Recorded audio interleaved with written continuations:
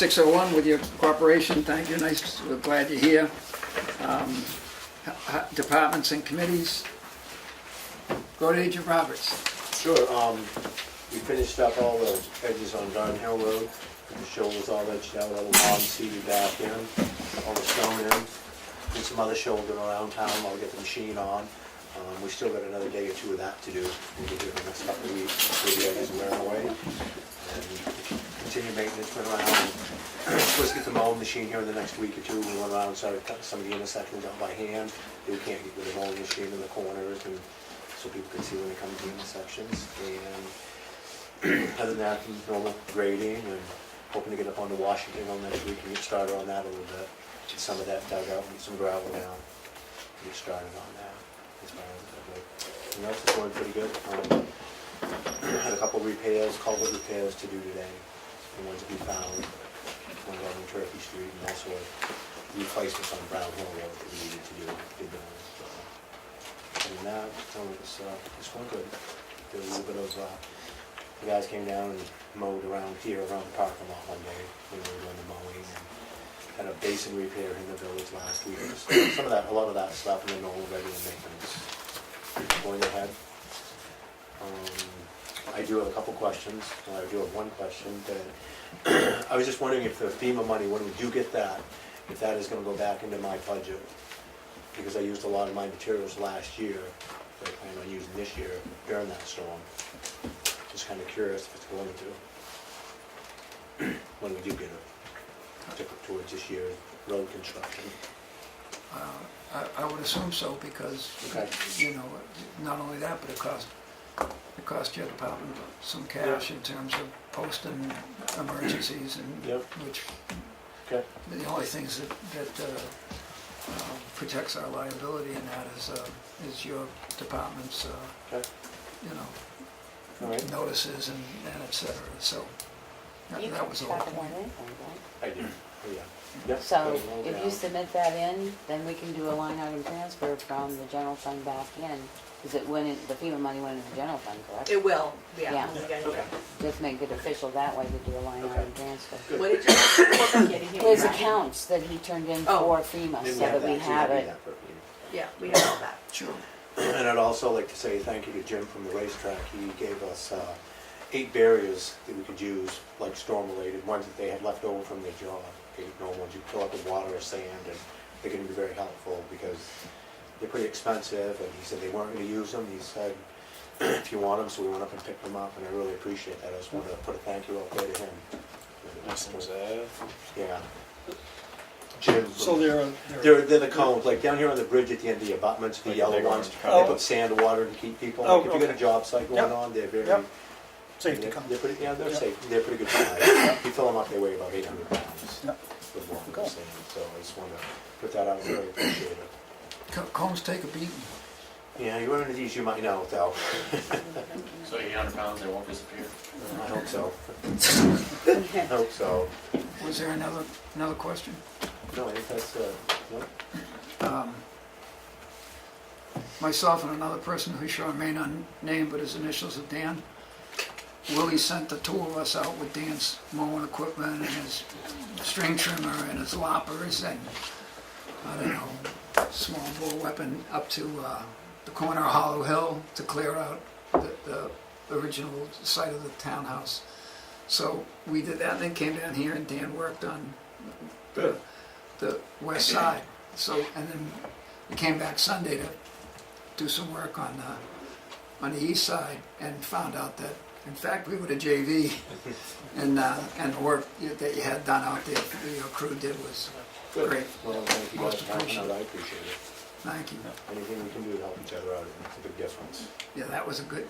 That was. And like I've said before, anytime that, whether the selectmen or people in town, there's some place where there's something you're blinded by coming into an intersection, just give a call to the garage or drop it something with the town office here so we can take care of it.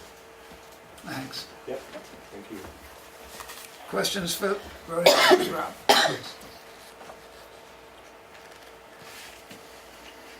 Chief Colcoy.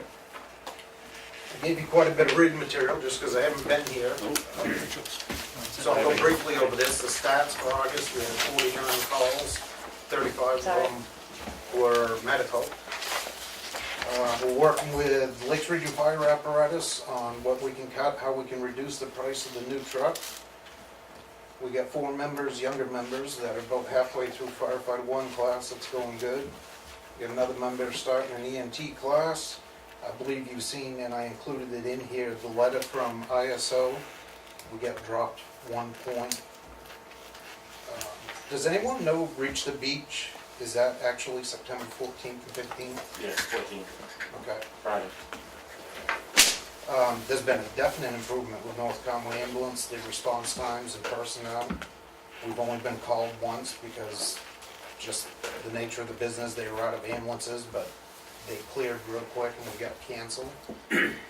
Our ambulance billing's all set up with the Comstar as of June 18th, so we've been able to back bill for 6 runs. We haven't got the money yet.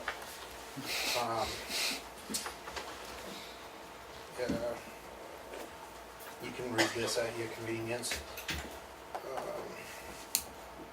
I get all the vehicles due for inspection this month, and we've been testing hose. That's part of the ISO. Hopefully we can get a little better rating next year, but we are failing a lot of 4-inch hose. That'll be an expenditure. Emailed June Garno for the hazardous mitigation plan. That's enclosed in there. Her reply should be by the end of the month. We've got a letter from Homeland Security Emergency Management and FEMA's stating that we're going to get $62,611.78 for the October 29th storm. We've got a meeting with Homeland Security and FEMA September 11th at 11 o'clock here for our final recovery meeting. If there's any questions, it's the time to bring them up. I haven't done the generators yet, I will. Health officer, everything's fine. Municipal Building Committee, September 10th at 7 o'clock. If we can get a representative from all the departments and get that rolling again. The key box is in at the townhouse. I just gave Melanie the 911 sign for the front of it. And I'll get in here to do a comprehensive inspection sometime next week. And then the other stuff is just informational for you that I mentioned in there. All in all, everything's going good. Chief, do you want someone from this board at your September 11th meeting? Yes, definitely, please. How about the 10th? Will one The do it? FEMA meeting? No, the FEMA meeting should be all set with Homeland Security, unless you guys have any specific questions. They're bringing a check, aren't they? Well, we've got to let us say that amount, but Plus, I'll believe it when we get Well, it. I just received $3,103 for FEMA as well from the state portion. So, I thought that was the government portion, 5%, but we'll get it all figured out Tuesday. And I've got the letter saying this is what you're gonna get. Right. Like I said, I'll believe it when we get the check. right. The municipal building committee meeting, we've been kind of lax. The last meeting, only 2 of us showed up. I mean, before that, we didn't have a quorum. Chief Littlefield, everybody that I can get, CIP, planning board, everybody, try to get them there for that next meeting and get rolling on that. We have done quite a bit of background work, but it's hard to do anything when you don't have a quorum. Are all the minutes up on the website from all the Well, meetings? I've been terrible with that, very lax, because like I said, the last 2 meetings, we didn't have a quorum. So I did minutes, but it was decided you can't really do, you can't have a meeting if Right. you don't. Right. I have them all, but they're certainly not official, just because. So the ones that are, yes, but it's been a while, so that's. Okay, so anything that's on the town website brings me up to speed in all the meetings. Yes. Okay. The last one said was 6. I'm sorry? The last ones were in April. They're up on the April. website. Well, that's not good. April was the last meeting. I can do a synopsis of all of it. I know when I do the minutes, I send them off right from the meeting in email, but in my absence, whoever, you do the minute or whoever does the minutes. I'm just trying to be as much up to speed as I can so that it's not. Yes, sir. Dan and Willie, is it you two that go to that municipal building committee usually? I did on the last board, but not this one. I wasn't. I've been, Willie's. Yeah. tapped. I haven't been because there haven't been a meeting since then. We've been relaxed. So, it's kind of hard to go when there wasn't one. Right. No, Willie was picked to go this year. I was the rep last year, Willie's the rep this year. Okay, but, you know, if it's not a meeting, more than, you know, we can send more than one if we're interested. I mean, they can all show up as long as we don't do business there. Listen, By all means, anybody show up. yeah, sure. The more the better. Everybody has ideas and we hash them out and figure out what makes sense. October 10th, no, September. September 10th, at second 7 Monday. PM at the central Fire station. Yes, sir. Thank you. Can I ask a quick, would it matter if any of us that haven't done NIMS do them for that I FEMA was gonna grant ask if writing you wanted ideas? certs, because I've got all my certs all through those. Does it help you guys out if you got more people that got certs? It definitely does. That's something I didn't mention, just reading material, but it was a little over $500. We sent one person to a grant writing class, and the only good part of that, the company who put it on, you get like a $1,500 credit. Basically, if you write a grant next year, they'll look at it and check all the boxes and make sure it's, so you're kind of buying into their company also with it. Part of that, though,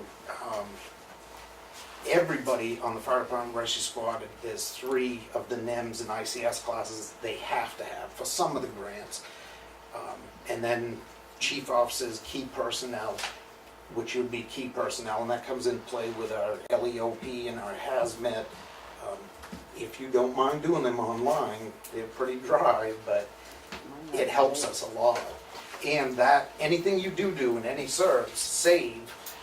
We just finished up the hazardous mitigation plan, and we're all set with the, was it an 80-20 match, I think?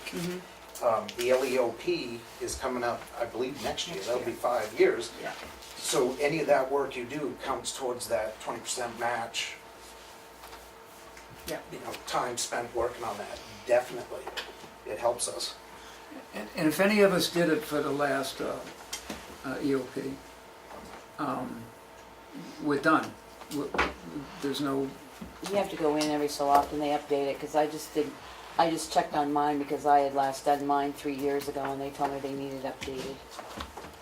They don't change it, but they want you to update your certs, so I was looking at that the other day because I need to update it for something else. And they're constantly adding different classes. I get a lot of emails and I'll start passing them on to Darlene. There's a flood preparedness and mitigation, a couple of flood That's the things. one on schools now, I think. In the school, they just Safety have one today. mitigation, yeah. Developing emergency operations plan for Yeah. schools. Yeah. And I sent it to all of the schools around. could, is it reasonable to ask Darlene to post the link on the town website? Because, you know, there's a bunch of, it's like free training and gives folks a better idea of what's gonna happen if it hits the fan. Anybody can do it, and it's usually the same faces here. It is free training. You've got to apply for a FEMA student identification number, which Right. is no big deal. They give you a number. Some of those links, well, I believe every one of the ICS classes will give you college credits too. And it says right on Continuing which ed one. credits. And continuing ed. Yeah. And then some of them are through different universities, and you can get quite a few college credits if that's important to you. Maybe it's time for everybody, at least on this side of the table, to redo it, or unless you're already up to speed. And like you said, it'll come up again when we do the LEOP. Yeah. They want to see and save anything you got, because that goes towards our grant, our match, rather. But how do you know we've completed it? That's what I'm saying. Do you need a copy of the certs? I mean, I can keep my certs all myself, but do you need a copy of the certs? That would make sense, and I'll keep it all with the EMD stuff. There is a tab you can go in and pull up everything you've ever done, Yeah. your curriculum. Questions or comments for the chief? Oh, sorry. Melanie wanted me to mention the landline at the town house. That does have to stay for the fire alarm panel, even though you have broadband. Dedicated, it can be dedicated for the fire alarm panel And if you have a phone there, you can set it up supposedly $20 a month, so it'll take care of the fire alarm panel, and you'd be able to dial 911, but not make other calls at a reduced rate. So an alarm phone line would be $20 a month. According to Kelly from Lakeside Security, that's what she thought. That's what she thinks. 'Cause So some- we gotta go check with Consolidated, the ones Oh, that right. actually send it back. Absolutely. The other thing I don't understand is why does it have to be that way? Because I know many other businesses that have switched to Spectrum phone services and their alarm systems are hooked up through Spectrum. Kelly does her homework, so, long story short, I look at basically NFPA 1 and 101, they're like a bulk of all the codes put together. They basically have a couple of blurbs saying it has to be a reliable source of communications. Then you get into specific for alarm panels, NFPA 72 series, and it specifies it more in there. But long story short, internet goes down, it's not as reliable as a dedicated phone line for that. So that's the thought process behind it.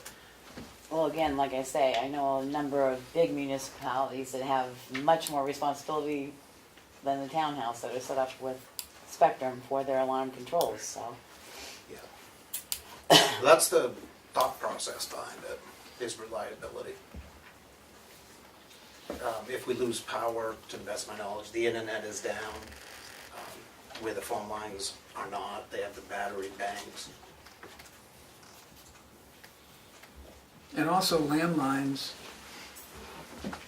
when a call gets to Concord, landline, the exact location shows up with a landline, doesn't always do it voice or whatever it is, protocol with an internet, nor does it with our cell phones, even though the law in People's Republic of Massachusetts says it has to, the technology just isn't up to, as I understand it, so.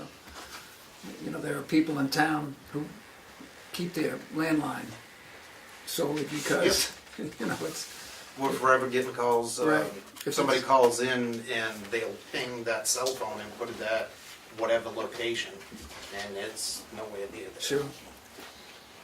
So that's the thought behind it. Questions for the chief, comments? Thanks, chief. Chief Littlefield. Good evening. Nothing too much. The bridge is open, so the amount of complaints on traffic throughout the town has gone down to 0. We did our best to mitigate what we could with limited staffing, but the big one that we didn't really expect was a lot of GPSs rerouted people over Bunker Hill Road. So they saw a large amount of traffic over there, especially on Sundays. So, anyways, with the bridge open, that's all gone away. Other than that, we just making progress on our new hire. That should be finished up this week, and he'll probably give us a 2-week notice next week and be on board here shortly after that. So, other than that, it's been kind of a hectic 3 weeks, but we're trying to keep everything together. So. Is the bridge is single lane? No, it's both lanes. Depends on if they're working. Yeah, it depends what they're working. I mean, most of the time it's been 2 lanes, but they may shut it. They're heavily under construction. I mean, they have a lot more to do, and they had to meet their obligation to get it open before school started, and they did that. So they now have to do a ton of other stuff to complete it. So. Is it a safe bet that between the end of working hours and sunup, that it's gonna be probably 2 lane? Or we- Yeah, yeah, in the evening hours and early mornings, yeah. And you said that they were pretty cooperative with you when They you were, tried. I give them credit, I spoke with the rep that handled some of the signage and whatever, and that within the same day, they had signs moved at our request, so. I mean, it helped some. Yeah. It was, I mean, I'd sit down there for an hour and watch people turn around, you know, some would stop and ask for directions, and some would drive right by me. You know, it is what it is, so, but thank goodness it's open. It was getting kind of old. Yeah, we got a lot of questions people would pull in and see me at the rec field and want to Get know how out to, of can we go through, Through Hackett. through Osgood and Hackett and, no. So I sent them up by your house. Yeah, perfect. Yeah, We had a and lot of people turned and went up. We had a lot of traffic up through our development. I nabbed somebody going up through Bryan Heights as if they were gonna continue on to Meredith from there. I've run into a couple situations lately where, and they're both Canadians, trying to get to Saco, or the Old Orchard area, and for some reason, whatever they're putting in for GPS, it's actually bringing them through 113 here. So, I'm not sure what they're using, but it was coincidentally, it was That's a both long Canadians and, Yeah. Metric. yeah. Questions or comments for the chief? Thanks, chief. Recreation and direction. Yep, we had a good successful summer program, safe, we didn't lose anybody, nobody got hurt, kids had a good time. Numbers were down, they've been in a slight decline as the population of the school drops, they're down to, I believe, 182 this year, K through 8. They dropped below 200 last year for the first time. I will get you a full list of all the field trips, who chaperoned, which kids, etc. So that can be on file here. I've got all that. I'll get it to you in a nice, neat, orderly fashion. And that will all be here somewhere in the office for forever, or however long you want to keep it. I will keep that as well. I have shredded that in the past, but as directed by you, I will see that it is in here in the office. I took some vacation time in between rec and, the summer program and now. Been back on full-time this week and just getting ready for soccer and the fall programs and getting the fields in shape. And again, soccer numbers are a little down, so we're gonna have to juggle and shift some kids into different age groups to make it work. But I think we'll have enough to have our normal quota of teams. We'll just have some different age groups getting shuffled up or down with kids that are ready to do that. You still gotta try for the flag football? I am going to see. The reason I'm asking is because I see Conway said that they still needed participants for their flag football, so I Yeah. didn't know if that's gone by the wayside now. Yeah, I'm going to, I think we're going to try to, there seems to be interest with the older kids possibly doing it, so we'll offer that 1 or 2 days a week. We just want to see which ones are going to play junior high soccer and. Well, I was surprised Conway had it in the paper today that their numbers are, they're still seeking people to Yeah. do their flag football, so. Yeah, theirs is, I believe, 4, 5, 6, or 3, 4, 5, 6. It's 3, 4, 5, 6. Scheduled games, got coaches in place, we're good to go. I'll be helping coach some of the teams. I couldn't get full-time coaches from anybody, so I'll be helping coach the teams, filling in when necessary. I'll do the K1-2s, Jay Baker will be doing the 5-6. I'll be helping him out when he's not available. And Mike and Jill Ames are going to do the 3-4 soccer team. They've all coached Cal Ripken. Their background checks are all in order. Jay's a police officer. They're all reputable people. Really good athlete. Shouldn't be any issues. Jay's coached for us off and on for years, even when he didn't have kids in the program. So he's been an athlete himself. He played high school sports. He still plays a lot of sports. Knows what he's doing, and has a nice demeanor with the children. Questions or comments? From the board, from the public? Yes. I have one. Just one thing, I'll get into it later, but the Rec Advisory Committee has a survey out, and it's out in a couple places, and if you could just put it on your Facebook, just to kind of let people know. Yep. There's some at the school, and some at the libraries, and some at the office here. Yep. And I've seen the boxes, and I can pick the forms out, and I'll put it on the Facebook page.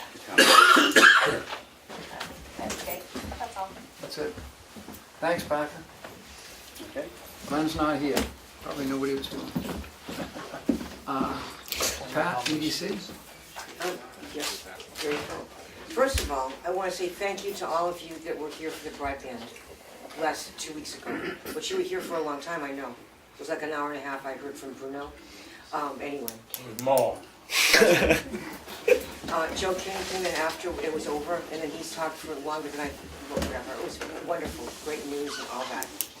I guess I don't really want that to kind of, you couldn't be here, Dan, but we had a lot of great information and a lot of great attendees, I thought. Political people that could hear what the issues were that we can maybe call upon to maybe add legislation to go further. And I've heard, and Darlene got the same message, I think, from Carol Miller, who said that once the committee is formed, that she'd be more than happy to meet with a smaller group, which is what the plan was anyway. The bigger group was to hear what the issues were, hear what some possible solutions might be, and then the idea was to then have a smaller group that would be a meeting to actually get solutions and take action.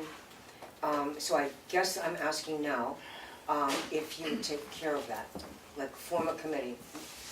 Like which of the selectmen would have passion about having broadband in our town that would like to be someone or one or two of them on this committee? And I'm going to suggest that Keith Garrett be one of the people that is very technically capable of being on it. I was going to suggest the person that just left, but as a possibility of perhaps being on it, I don't know. It's up, not just up to me, but I think there needs to be an actual, here's a committee, here's when we'll meet, like the first Monday of the month or something, or whatever you think, or an off Thursday or something. That's all. But in addition to that, stop that now. Economic Can I ask a development. question on? Sure.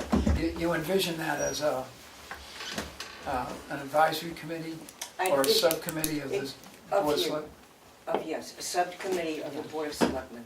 That Carol Miller will meet with the committee, and I'm just suggesting some names of people who could be on that committee, that you can do whatever you want, but I think there needs to be regular meetings and some action taken, and not just file it away that, oh, wasn't that interesting? It's called do stuff. Well, the advisory committee is the same thing as a subcommittee of the Board of Selectmen, except we don't participate in the advisory committee. None of us is on the, Then don't call it that, call it whatever you want. I think there should be a selectman on it. Here's a, whatever you want to call planning it, board, selectmen, ZBA, whatever. EDC would have the majority of Exactly. members. There'd be someone from this board that would be caring about I want somebody who really would like it to happen, that something happens. And then some other people that we have on this as well, with a goal that at least, that you meet at least monthly, and also with plans to include Carol Miller now and then, as you have some action steps taken. Because she gave some action steps as suggestions to do. So rather let it just, it's been 2 weeks and we haven't met, whatever. But I just think that you could do that. Is there a place for Tamworth Wireless and? I did ask, I asked Dennis Quinn, and he's had medical suggestions that he not get over involved right now. But he suggested that Declan be instead. I haven't asked Declan. He was to have been here that night. I haven't talked to him. I felt it was important to talk to you all first, and that you all deal with Declan. So therefore, it would be reasonable to invite him. And that's why Keith Garrett also would be a good person to be on this for the technical part of it all. And if there's anyone in the audience right now that would like to be part of it, they could say so. And I just think that we can go forward if we have a real committee working on this. Does the board want to consider now as to whether or not there's a subcommittee of the Board of Selectmen. My concern about that is after that meeting, a number of people who had been involved in trying to get broadband and internet in this town to begin with said basically what they heard was no change from what they heard 5 years ago. I heard that too. I heard And that from from Dennis. what I heard, all I heard is if you want to pay for it, you can get it. Okay, here's what I heard. I heard that too. I absolutely did. And I'm on the board of the TM Wireless, by the way. And I understand the reasoning for that comment. I guess that what I'm saying is that the suggestion, first of all, that there could be the regional the communities that with legislation would be allowed to come together as groups, like other communities that are nearby, that as a group could be an effort to in fact have more action than if we did nothing. If you have more power when you have more people together. My takeaway from the meeting was unless we want to spend $30,000 to $40,000 a mile to string the wire and then eventually have Spectrum, Time Warner, or somebody else own it, because they're going to. Right. And even if you go with the regional, you're still gonna have to upfront the money, put the cable up there, and then they'll say, yeah, we'll put our stuff over it, but Joe on the end's gonna pay, and they're gonna maintain it and take care of it, so you just basically are building their system for them. Just putting the poles up for them. You know, I think it's sad.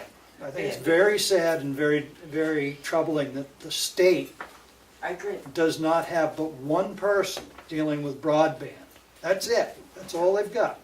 And so it's really our legislators, until they can make a commitment that they want this state to have broadband, I think it's pointless for a small committee to sit around and try and say, well, this is what we could do, when our state legislature have basically gone, it's too big a problem, we don't want to deal with it. But we don't know that yet. That's why I had the people here that Well, were. that's what's happened over the last 5 years. They haven't dealt with a thing, unfortunately. I guess I would say that rather than put our head in the sand and say, let's just quit, I would say, it could be that that's what ends up, or that's what ends up about whatever. But until, look, my wish is that we can make this big push with the legislators that were here to come together to say, what can we do? And it could be that nothing can be done, but I think that to just quit and not try is just wrong, in my personal opinion. Want to do some homework and I don't have the bandwidth to do it. I understand, I agree, but I hear what you're saying, totally. well, it's the pleasure of the board to consider this in 2 weeks hence as to whether or not what we're going to do, or what we would encourage the EDC to do, et cetera, or not, or can we think on this for a little bit and then come up and provide an answer to Pat and the EDC? Okay. No, it isn't okay. That's what your decision is. I don't agree with that. It seems to me a committee could be formed.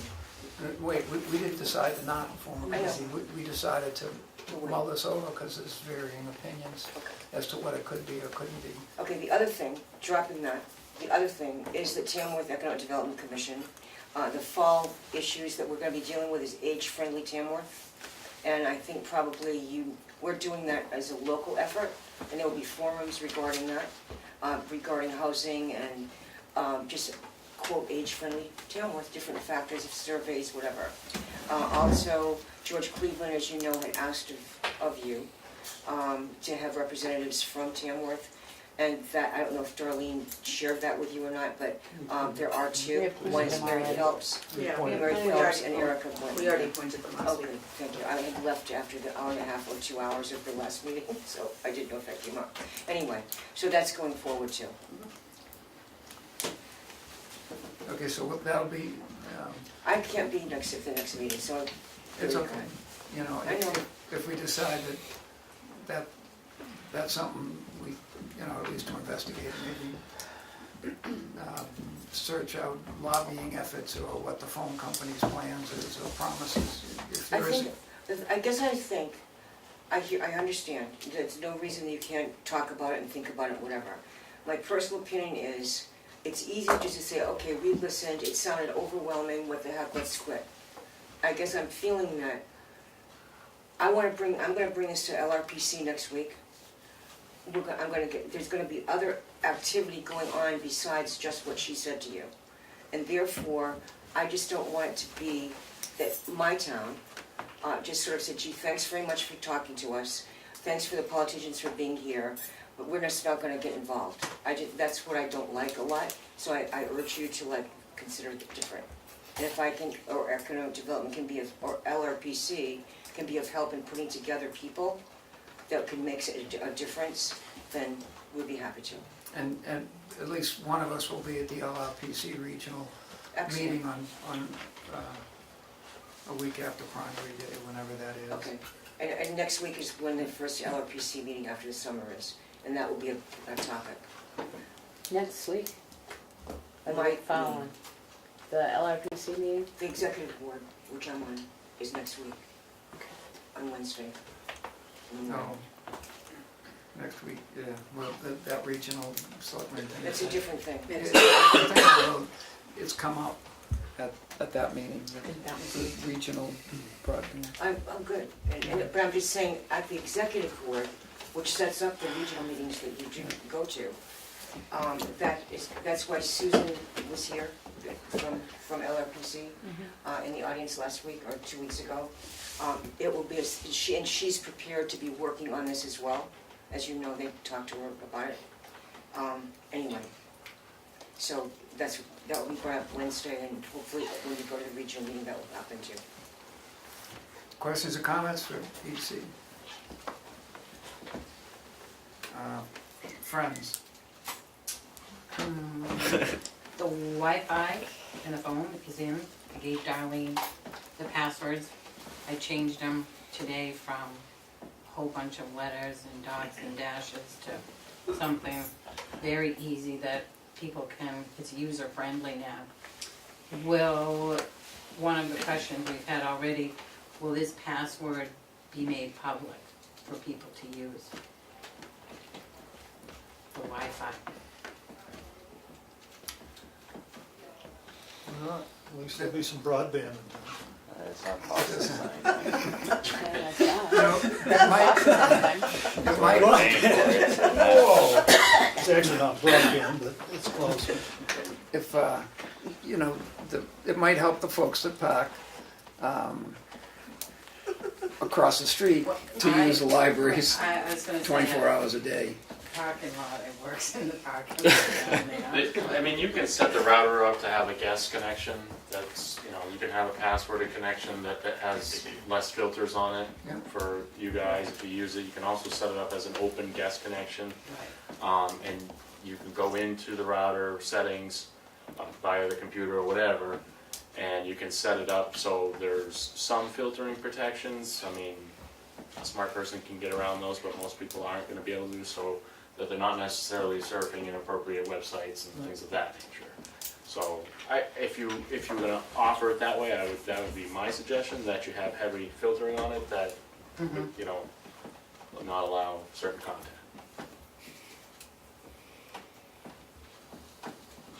So that's You'll something think for on you it guys now. to Well, it might make sense to set up the guest and leave the passworded connection for Kim for voting and stuff. So she's got a secure passworded connection in, and then set up a guest connection for other people to use. With, like you said, with the filters. It's not hard. You could hide filter on it with one click, and you've got it filtered out. The guest one can still be passworded if you wanted to do that one, but if you wanted to have an open public access, I just would recommend that it has filtering in place that prohibits. And that way Kim will have a secure, and she doesn't need as many filters. She knows what she needs to do to connect in and stuff, so.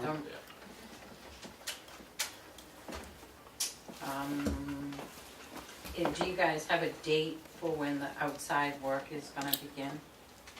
I just contacted Tracy again, so I finally caught up with her today. They're looking to start the first week of October, Okay.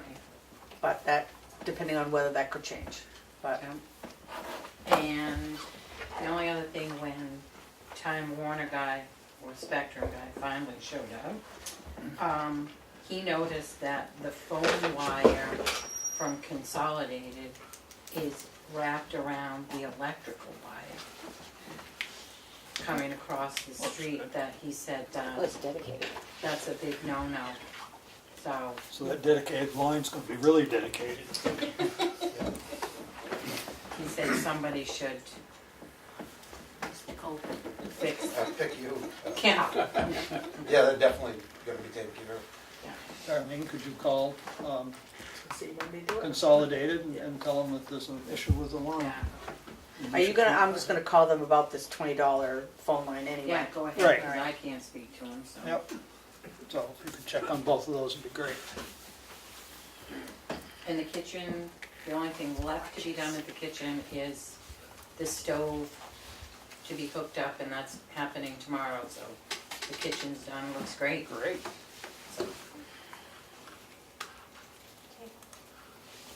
And we did get some new tables that replaced all the last of the broken 300-pound tables with balls on the legs and all of that. But the old tables we moved downstairs, whether you wanna throw them away, there's what, 4 tables? Yeah. 4 tables downstairs. Or those heavy There's 5 tables. metal 5. table. There's the big one, there's the 6 and 3 5s. Yeah. So whether they need to be disposed. Are there enough tables so that Kim doesn't have to Yeah. bring? Oh, there's Oh, yes, yes, and they're lighter weight, so, Yeah. you know, you can move them around easier. That's a good deal. Yeah. Do you know when the downstairs floors are gonna be done? We had, when, the last time I talked with, yeah, Tom, Yes. was, we were gonna wait until after the voting because there was a contra dance and the voting and it was kind of, Can you let us know when they're done so we can see if they wanna bring the community meal back over here? do they have somebody to do that yet, Becky? I haven't called because I knew we were gonna close down for the floors, so there was no point in letting them know and then closing down for the floors and then, so if you let me know when the floors are done, then Yeah, we'll I'll check his contact them. schedule, see what he's gonna do. I think that was it. Yeah, was there any more discussion about being reimbursed for the $790 whatever for the upstairs floor for the damage that was done? Did you guys make any We decision never on asked them that? to do that. We just asked them to pay the rent. I'm still waiting. They paid half. I got told- We never asked them to reimburse us. I got told that they're gonna pay the bill. I got told that too, but I haven't seen it yet. The rental bill. The rental bill, right, the last of the 300. Under duress, but they say they're gonna pay it. I haven't talked to the bosses. Because it's in limbo. Well, cause, so, it's kind of, we, I'll speak for all of us, kind of feel bad that the townspeople have to pay an extra $800 for somebody's mistake. Well, not mistake, but damage that they do. That's just our opinion. And we don't know if we should tell Tom to do it all at once, when he does the floors downstairs, if he should go back up and do it, so. They approved it to be done. Yeah. But, Yeah. yeah. Right. Who's gonna pay for it? That was a question. Does that come out of our money? It would. So, Good thing we appropriated more than $10 for maintenance this year.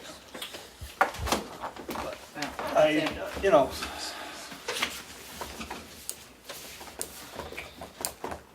I mean, there was plenty of urethane on the floor that it was used as a stage and it was used hard. right.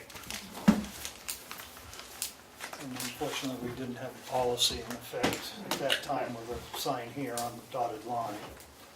But they did have a paper that did say, Yeah. I they were aware that if there was any damages, they had to pay them. They Didn't just, get returned. it just didn't get returned. They were handed the paper They that didn't said, sign off on it and return it. yeah, twice, actually. Okay, that changes my view a little bit. 2 different people. Maybe we can discuss it in the next work session. Yeah. It's never too late to send a bill. Bring it up at the next work session, add it to the next work session. And just so you know, the townhouse policy, users policy did get approved. Yes, I'm waiting for Willie to sign it, and I will send you guys a copy. Okay, and the other thing is there's the plaque for being on the historical registry. And we gave each one of you a little booklet from what we had, what we made up with the library, just on the history of the building, because we had a lot of questions about it. I lost it. No, that's mine, I No, know. that's good. That's nice.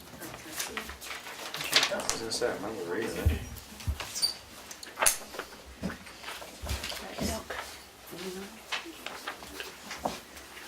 Do you have a copy of the You're supposed to say that, no, no. Yeah. procedure that the Barnstoners was given? Yes. Of the paper that they were supposed to. Yeah, when it's convenient, and, you know, no hurry, when it's convenient, because there's, Darlene has a copy of it. okay. The I do. rental agreement, but we didn't get one back from her. I don't have one of those. Maybe Kathy has it. I'll ask Kathy. There's still some, you know, miscommunication Yeah. or whatever, Sure, but, I'm sure. I don't know. Although I've heard that they're hoping to come back in June and rehearse in that area, which they may or may not be able to do at the discretion of the people around the place. So does the new rental form match up with the new rental policy? No, it doesn't have the light. It will. Well, that was one thing It that we will. talked So- with Becky, that she was gonna It review will. that. I wanted the policy to pass, it will be. Right, good, thanks. Because their old form has everything except the insurance, so there's not much we have to do to their old form. And that was one we created because there wasn't ever any paperwork or one Yep. that showed up from the form, so.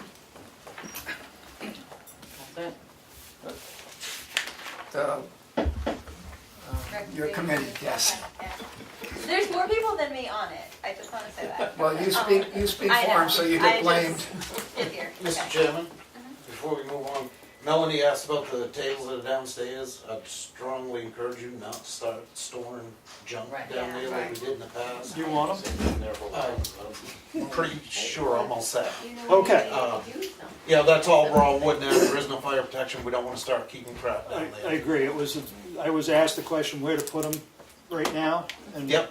I thought this Right, no, meeting. If they're they're not junk- gonna stay there They're not long, gonna we stay don't- there. Okay, But maybe you guys know somebody that could use them. Glenn.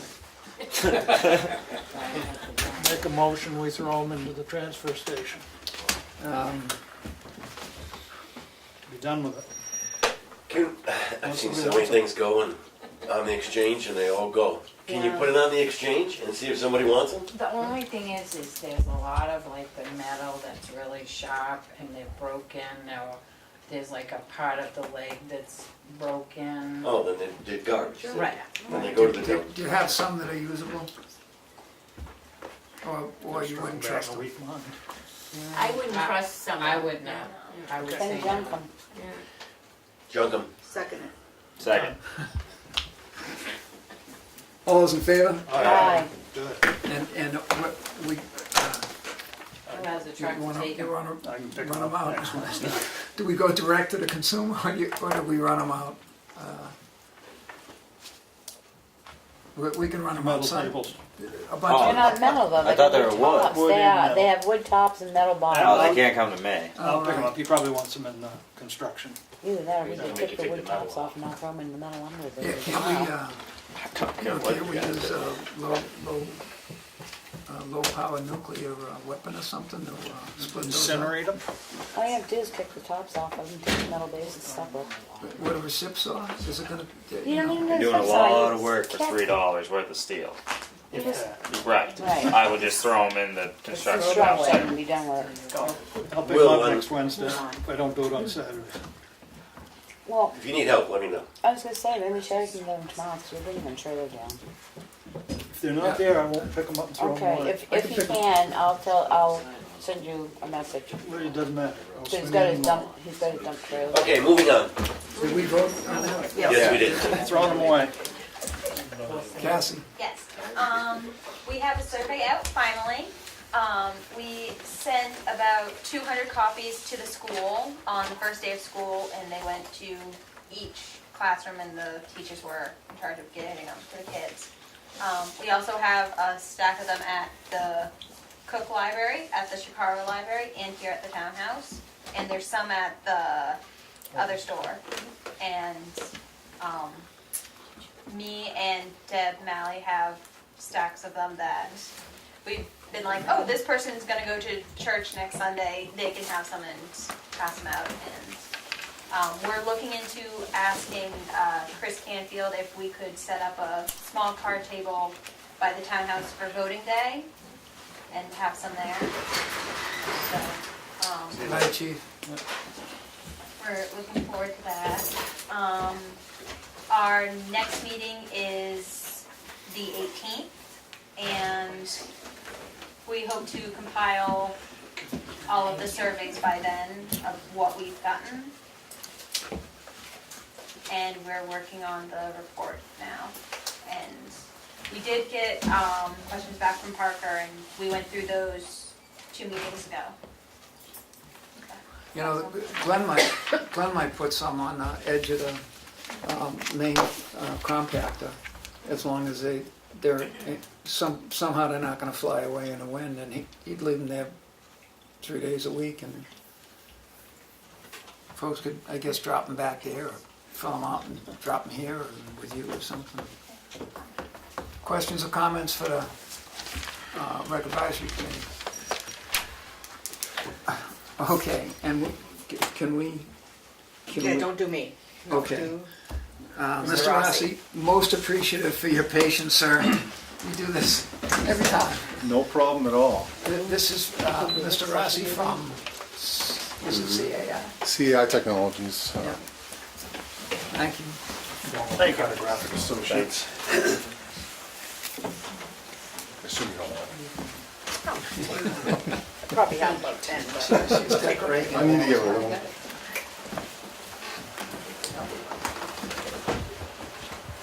I'm gonna wait for this to fire. I shut it down because the sound was getting bothersome. And I thank them. It's coming.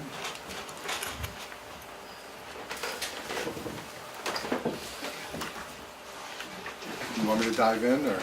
Yeah, go ahead. It's all you. So,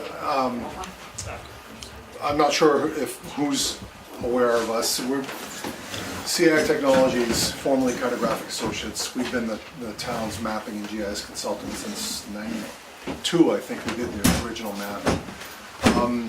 This meeting, as I understand it, was precipitated by the desire to look into taking advantage of the GIS technology and getting data accessible on the web. And we provide that service for, as you see here, 283, actually 284, I got a new contract this morning, it's not up here yet, communities, as well as 80, or of those 83 in New Hampshire, many in this area. So I don't know what the background is and what the knowledge of GIS is here. So I'm just going to briefly describe it, but please interrupt me whenever you want. I'll try to go through this as quickly as possible. Ask me any questions, but I know meetings get long, so I'll do my best to keep. Thank you. Sure. So GIS is simply, Geographic Information System is really, in the simplest terms, maps, graphic data, linked to attribute data. For most communities, that attribute data, it can be any attribute data, but for most communities, it's their assessment data. That's where you get most of your functionality. And what CAI offers, as well as providing mapping services, is this Axis GIS software as a service. It's web-based, so you doesn't require any purchase of software, maintenance of that software. All you need is a web browser to access the data. All of the GIS functionality you'll see is point and click, very easy to use, requires no training. You just start playing with it and you see how it works. All the heavy lifting GIS work is done in the background. So when you want to find a parcel or doing a butters list or print a map, It's really just clicking clicking the tool on the site. So, excuse me, historically the best way to demonstrate this is just to dive in and show some of this stuff. And that's what I'm gonna do, if that's okay with you. There's a question, what do you need for a base? What's the foundation? Do we currently have a foundation this could be laid on or not? Great question. A few years ago, the town invested in converting the CAD map data we maintained for you to GIS format. It's in a standard GIS, CAI GIS data model. So your maps are ready to go. And of course you use Avatar here? We will be next year. Okay, so whatever your camera is, if it's Avatar, you're ready. You have everything you need to get it going. There's just a cost to get the linking done up front, and then the annual service for this application that you'll see. We also, I don't remember, I apologize if any of you were on the board a few years ago when the decision was made to convert the data. So you probably remember at the time we discussed the issue of the map accuracies. That hasn't changed. We converted the data to the GIS format, but you still got the spatial accuracy challenges. I can show you some other towns that have that, so you'll know exactly what I'm talking about. I don't know if any of them that we go to will be like that, but I'll point that out when we get there. And if I forget, remind me to go to one that definitely has the same type of spatial issues you have. We're going live to sites. Everything I'm going to show you is a live site that our clients are using. Nothing's canned, so we're going to suffer the consequences of going live. By the way, I'm using your Wi-Fi. We have several communities in this area that are already using this. I've already opened up Molten Borough, Wolfboro, and Ossipee. If you've got some others that we have here that you want to go to, we can go to any one of them. I don't know if you have. So, do you have a preference for me? You want me to go to Ossipee, or they're all slightly different? And I'll show. And as you ask questions, I'll go to other sites. Might not even be in this state. Start with Ossipee. All right, I'll do that. So when we go from site to site, you'll see they all look the same. Okay, they're different data, but the site itself looks the same. The tools are the same until we get into a staff site scenario where there's additional tools and data you can have that are not available to the public but are available to municipal staff. Everything else is just public information that you'll be looking at. So what do you want to do? I mean, first thing typically over here is there's navigation tools and functionality. And on the left is where you see it's linked to the camera that they're using. I don't remember off the top of my head what Ossipee uses, but we'll see as soon as we dive in. Search for a parcel. Anybody know anybody in Ossipee, or want me? I'll use Smith because there's probably one of those. Morgan. Eldridge. Eldridge, yeah, you get tons It's gonna be Eldridge. So. of. No, Eldridge. Oh, Eldridge. So you'll see what this is searching now. What this is searching is the owner name, the address, and the map, the parcel ID. So if there's an Eldridge Drive, it'll be finding them too. If there's an Eldridge in the owner, of course, it'll find that. You can sort your selection by address or owner's name, parcel number. Let's just say for talk's sake, we were looking for this one right here, on Blake Hill Road. So I'm gonna click on it, and you'll see that the photos they have in their camera are available right here. This is their assessment data, okay? You can put as much or as little of the assessment data as you want up on the web, on this web. Most towns put all of it, it's all public information, so they put whatever is available for it under their camera. But you can select fields. You can't do it ad hoc. When we set the site up, you determine which fields you want. And then, I mean, it doesn't mean it can't be changed later, but it's not an ad hoc thing where we want to show this on this one and something else on the other. Further, you can link data, you can link documents. So this is their assessment data, and these are the documents in link. Now, right now, all they have is a CAI property card. That comes with all the sites. It's simply a report that summarizes data on their, the assessment data. And these are the fields they wanted to show in this summary page, okay? So they've got total values, zoning, and those various fields that they wanted to show. That's as simple as that. That's limited information that you want to put out quickly on a report. Again, this is open to the public. Okay? I can show you, before I go on to other tools, I'm going to jump to Wolfboro because, well, let's just click on this one. Yeah, they use Avatar. So they've chosen to, rather than have the CAI property card, they actually have the Avatar tax card. They want people, the public, to get access, people off-site to get access to exactly what they get if they came into the town to get it, okay? So you have options to do that as well. But when you, if you are switching to Avatar, one of the things that they offer is an extension or an add-on that allows you to produce these PDFs as a batch, produce those. That's important to get that if you haven't already discussed it, because you don't want to be creating these PDFs one at a time. Okay? I think it's a one-time fee for that, and it varies depending on your parcel count and things like that. So that's just another way of showing it. I'll jump to Molten Borough to show another example of something that's, anybody know anybody in Molten Borough? This is a public, by the way, it's being recorded. I'm going to Smith. So we go, I'll leave it at Eldridge. How did that happen? Let's go to this one. So you'll see they have the building photos separate. It's there as well. They have other building photos. And they happen to use Vision, but the same thing. You can show the Vision property card. Okay? Now if, let's see, if Wolfboro, let me just see.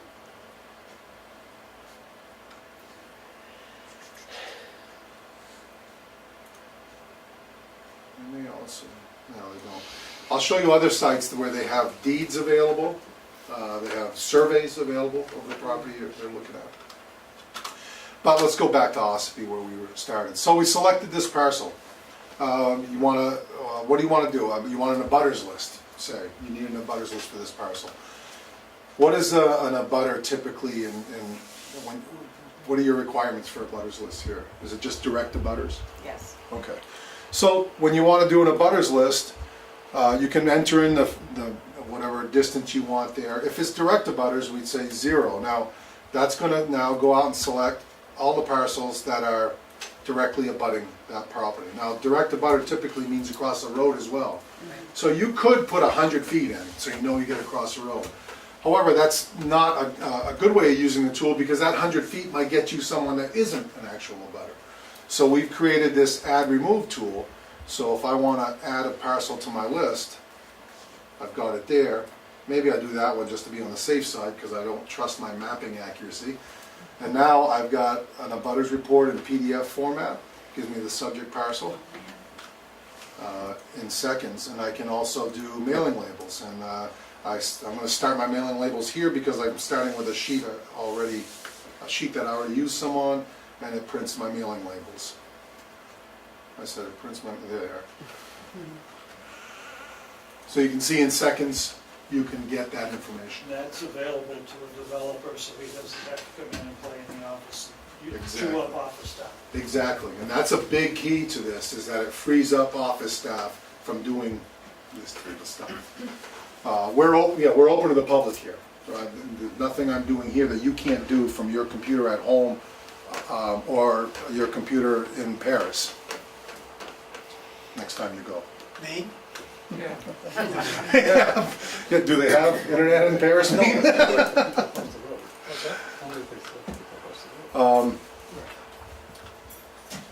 So I'm going to go, so we did an abutters list. Let me just do that again. I don't remember what we looked up, doesn't matter. So pick one photo. So we did an abutters list, and all those blue dots, by the way, just mean that everything with a Smith that came up, there's 65 of them, okay? I'm gonna clear that out just so I'm not looking at the blue dots. Okay. Johnson. Want me to look up Johnson? Yeah. Are we still in Marlboro? No, we're in No, we're in Ossipee. Ospey. I retract my, That's fine, let's go to Morgan. Marlboro. I'm just coming up with chairman of boards of selectmen, so let me see what they Well, do you know which one it is? Albert? Rick, He's in Johnson. He didn't go to Morgan. oh, Oh, I thought you said Johnson. I said Johnson when I thought you were in Marlboro. I am in Marlboro He is in now. Oh, Miltonboro. yeah, it's Walter. Walter John? Oh, Walter, I know Walter. Where the hell is he? Should be down here.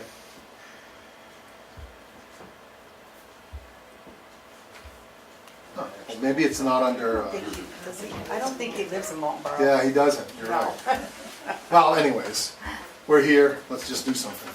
So we did an abutters list, let's say along with that list, let me do that again.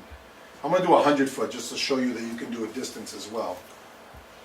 So you see it creates that ring, and it zoomed out because it's covering a much larger area, okay?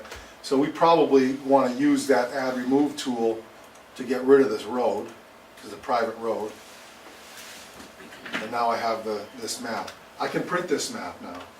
I go over here, I print, I can do just a quick and dirty map of what's on the screen.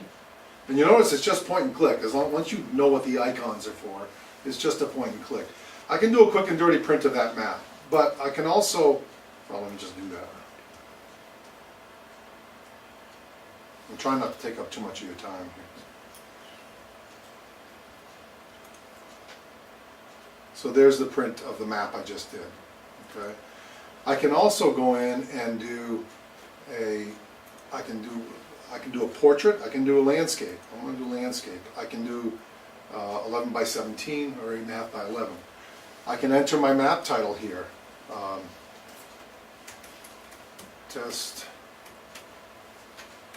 butter. And I'm going to change the scale. I want it to be an even scale, so I'm going to make it 300 feet to the inch. I'll print the map. So now you're going to see it's going to be more of a kind of a professional looking finished map with a border and a legend and a name. So it has the title of the map, the scale, the logo. So you can provide that with your abutters list.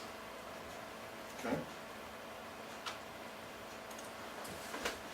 Let's look at some other tools. Layers.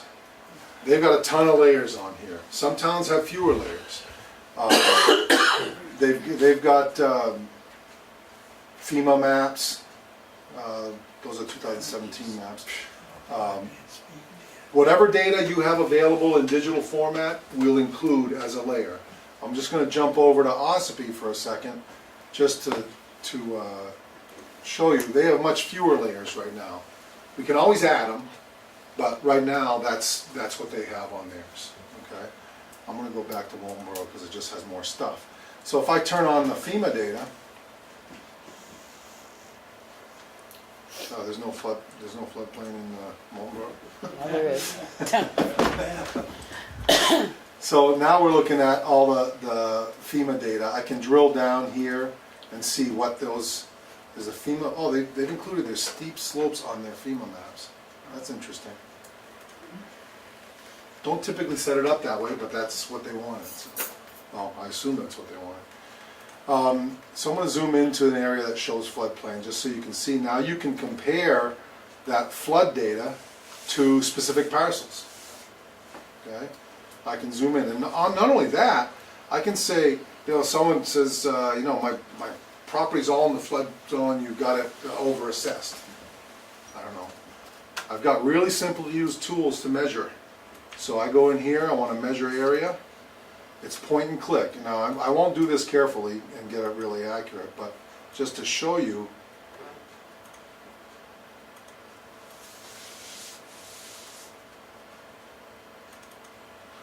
.67 of that 2.4 acre parcel is in the flood zone.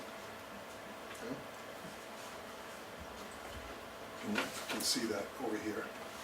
And you can measure that in square footage, square kilometers if you so choose.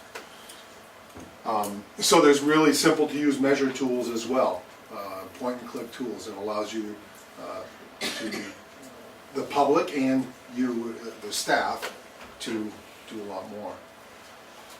Further, if we go back to the abutter, if I put in -50,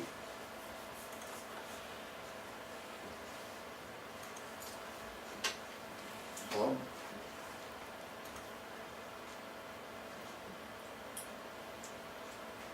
Well, see, this is what happens when we go live. Well, my hope was that it would show you can kind of do a setback. Oh.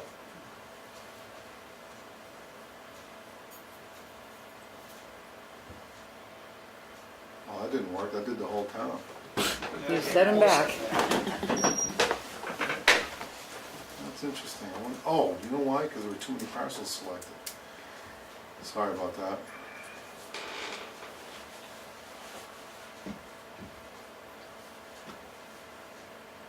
Let me do this again.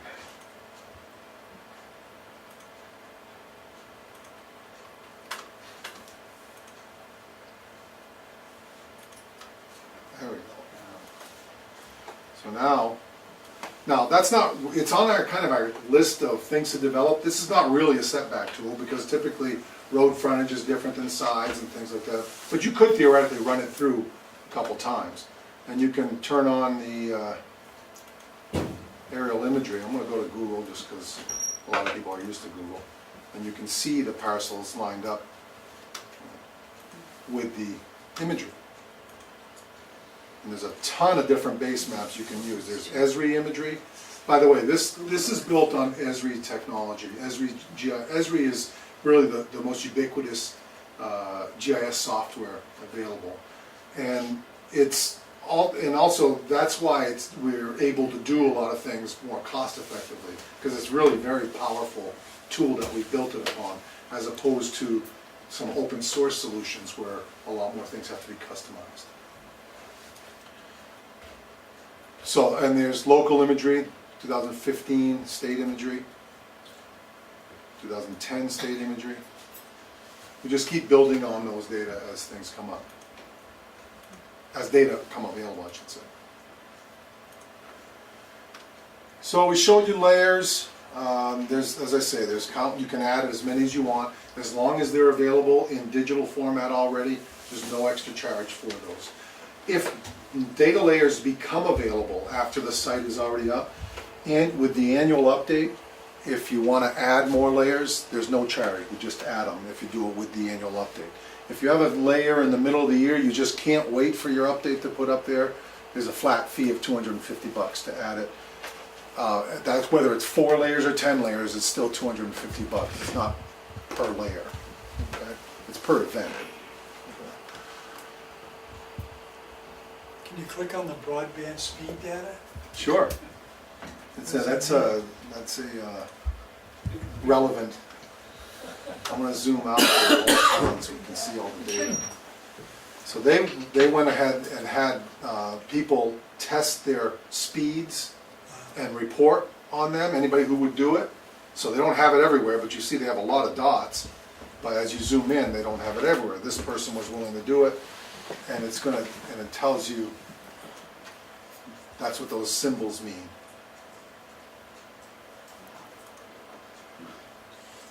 So this lot had an average upload of orange of 1 to 3, and average download of 4 or less. The green is what you want. Yeah. Yeah, I wonder how many greens they have. Yeah. Yeah, some Oh, green. there's one. Green there. Exactly. So, and they use this for planning. There's other things too. I'm going to show you. I'm going to turn that off and show you the.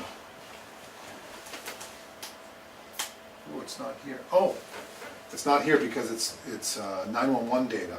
I'm gonna log in as a staff now, okay? So now we're gonna get to access tools and data that are not available to the public. I can get in because I'm God. Well, but you have a And- camera on now, if you log into some. Yeah, you can't that's see my, live, you that's can't a see my, problem. you can't see my password. Oh, I see what you're saying. No, but I mean, it's being Yeah. recorded, Yeah, and that's a good point. It's being broadcast. Tell you what, now you've got me nervous. I'm gonna go to Littleton where they can't. The reason I can't do that, 911 data is not, they'll allow you, upon request of the selectmen, 911 will provide the data, but you're not allowed to redistribute it. So if you have it on the website, it has to be password protected, and you can't, so that nobody else can access it besides municipal staff, okay? But I'm gonna go to Littleton, New Hampshire, because I know they've got a staff site as well. And it's not, doesn't have those restrictions. But it'll still show you the tools.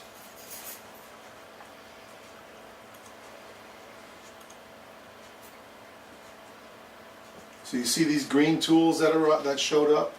These green query buttons? So that's all additional, and then you'll see layers. I want to turn that off. So they have a whole set of staff layers that weren't available before.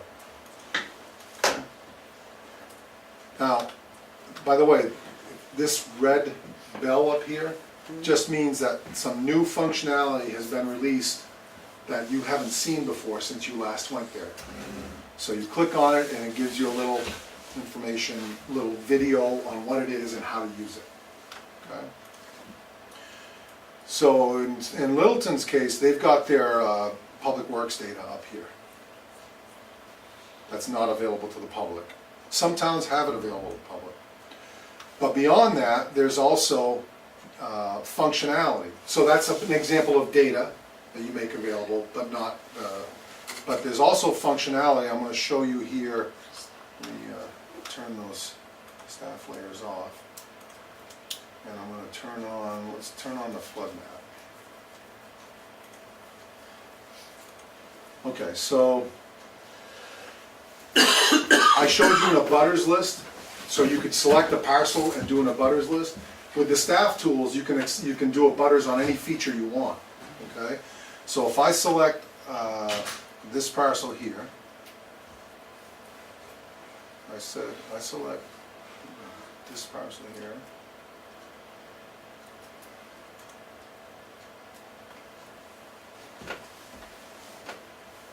Oh.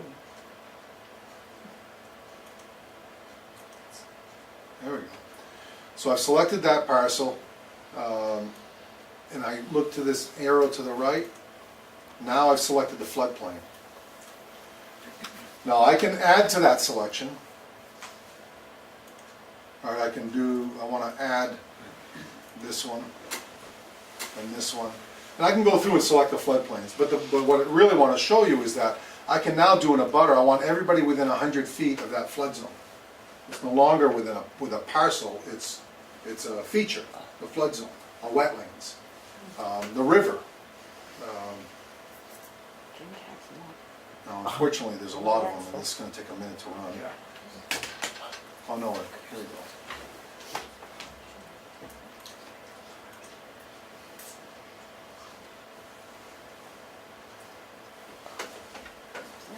So now it's selected all those parcels. I can get a PDF report, and it's telling me there's 5 parcels in all that list that I selected that aren't linking to any information. It's parcels they don't have any information on. Now it could be a private road that's not in their Avatar database. They don't use Avatar, but not in their CAMA, because it's being assessed with all the properties along it. They don't have a record of those types of things. But it allows you to investigate that. I'm going to ignore it for our purposes here and just show you the list now of everybody within 100 feet of that flood zone. Okay? So that's a really valuable tool that's part of the staff site. Not available to public, only available to staff. Which could be used in emergency management to alert people that you live within this area and so therefore pay attention. That's right, and it's also can be used. You can select a water line In Littleton's case, they have their water system map. You can select that water line, and you're gonna be servicing it. So you can select everybody being serviced by that water line and send them a form letter, or however you wanna let them know that Thursday, we're gonna be working on the water line, something like that.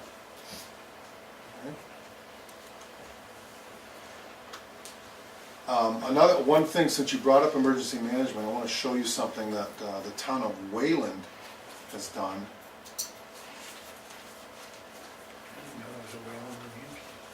This is Wayland, Mass. Oh, I know Wayland makes it.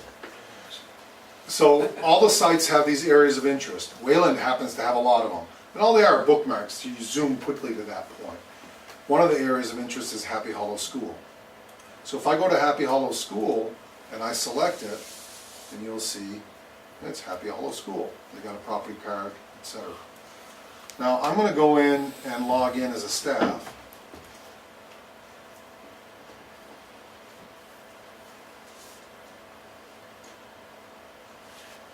And now,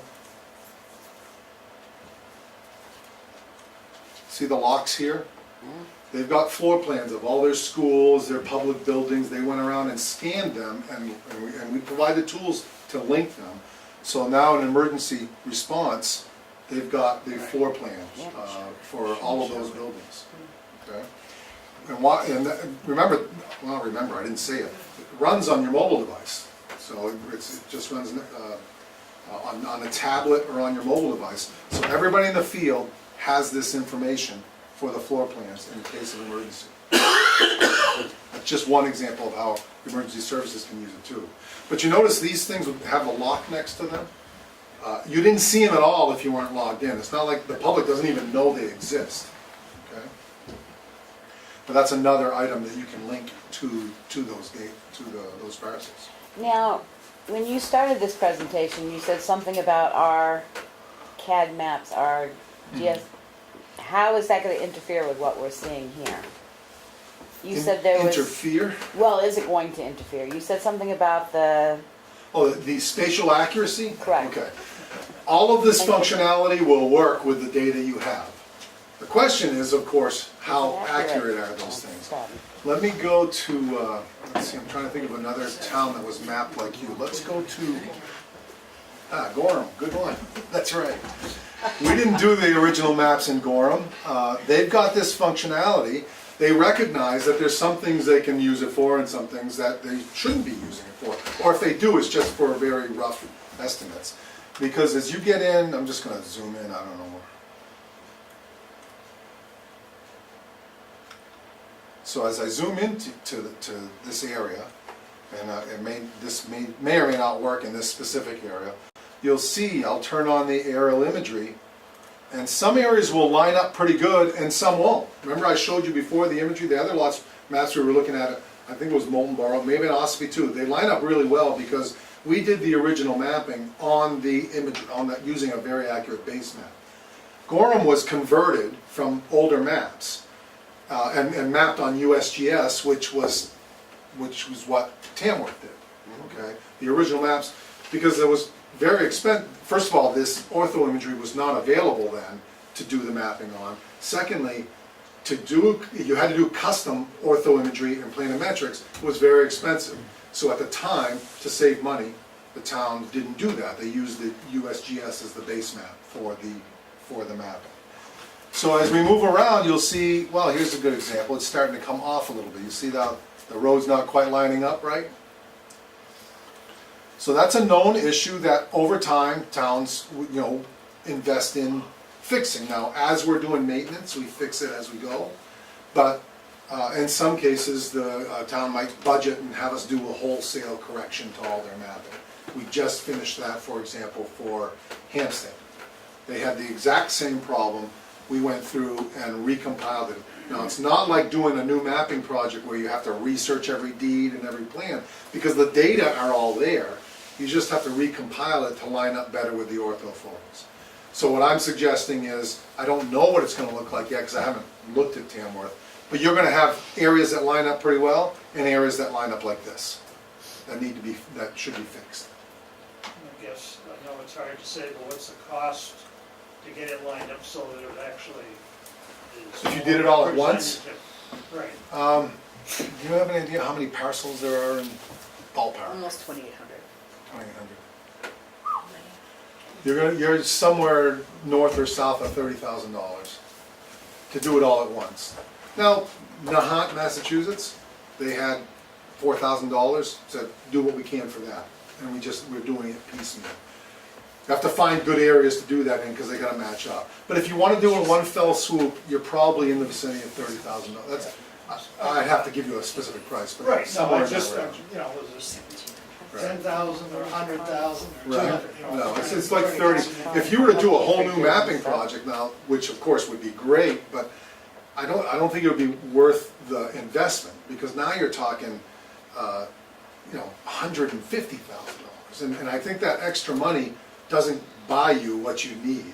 I think you can get a perfectly good base map to use in your GIS by doing that recompilation kind of on screen, instead of all the research and recompilation of deeds and plans directly. If that is clear, made it clear as mud. But. So is the recompilation based on the distances of the meets and bounds as shown on the tax map? Right, so what we would do, so in this example, well, I'm zooming out, if I zoom in too close, it'll get too blurry, but, so what we would do is find physical evidence. We know this area is surveyed, so we would find physical evidence to start hanging our hat on. Clearly, this property line does not go through that garage and pool or whatever the heck it is. So we'll find, fence lines that we can start hanging our hat on and recompile from there. So then we'll scale down. So if you look at this and you offset it to where the edge of the right of way is probably in here, that's about the same offset as that. So we're using the dimensions and our, significant experience in mapping towns from scratch to make those decisions. We can't have the level of confidence that we would if we did a whole new mapping project. But we also don't think it's worth another $120,000, $130,000 to get that level of confidence in your case, because we know all that record research was done. There are towns that we're doing a whole new mapping project. We're in the process of doing it right now for Thornton. We just, we're in the process of doing it for New London right now. Hollis, Maine. We've got 5 or 6 of them going. But in your case, I would love to do it. I just don't think it's the right use of your resources. But it would be good it is worth your resources to correct this. If I could just ask one further question. So what do you do with, Tamworth is 70% forested. So what do you do when there's no visual evidence in the aerial imagery that you've got to work from, for finding where the line should be? Yeah, well, you go with what you can locate first, and then you compile from there, from deeds and descriptions not deeds and descriptions, but from what has already been compiled, and try to keep the relationships the same.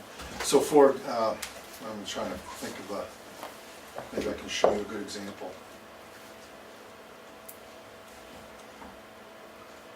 That's physical evidence, it's obvious, it's going to be bordered by the water, but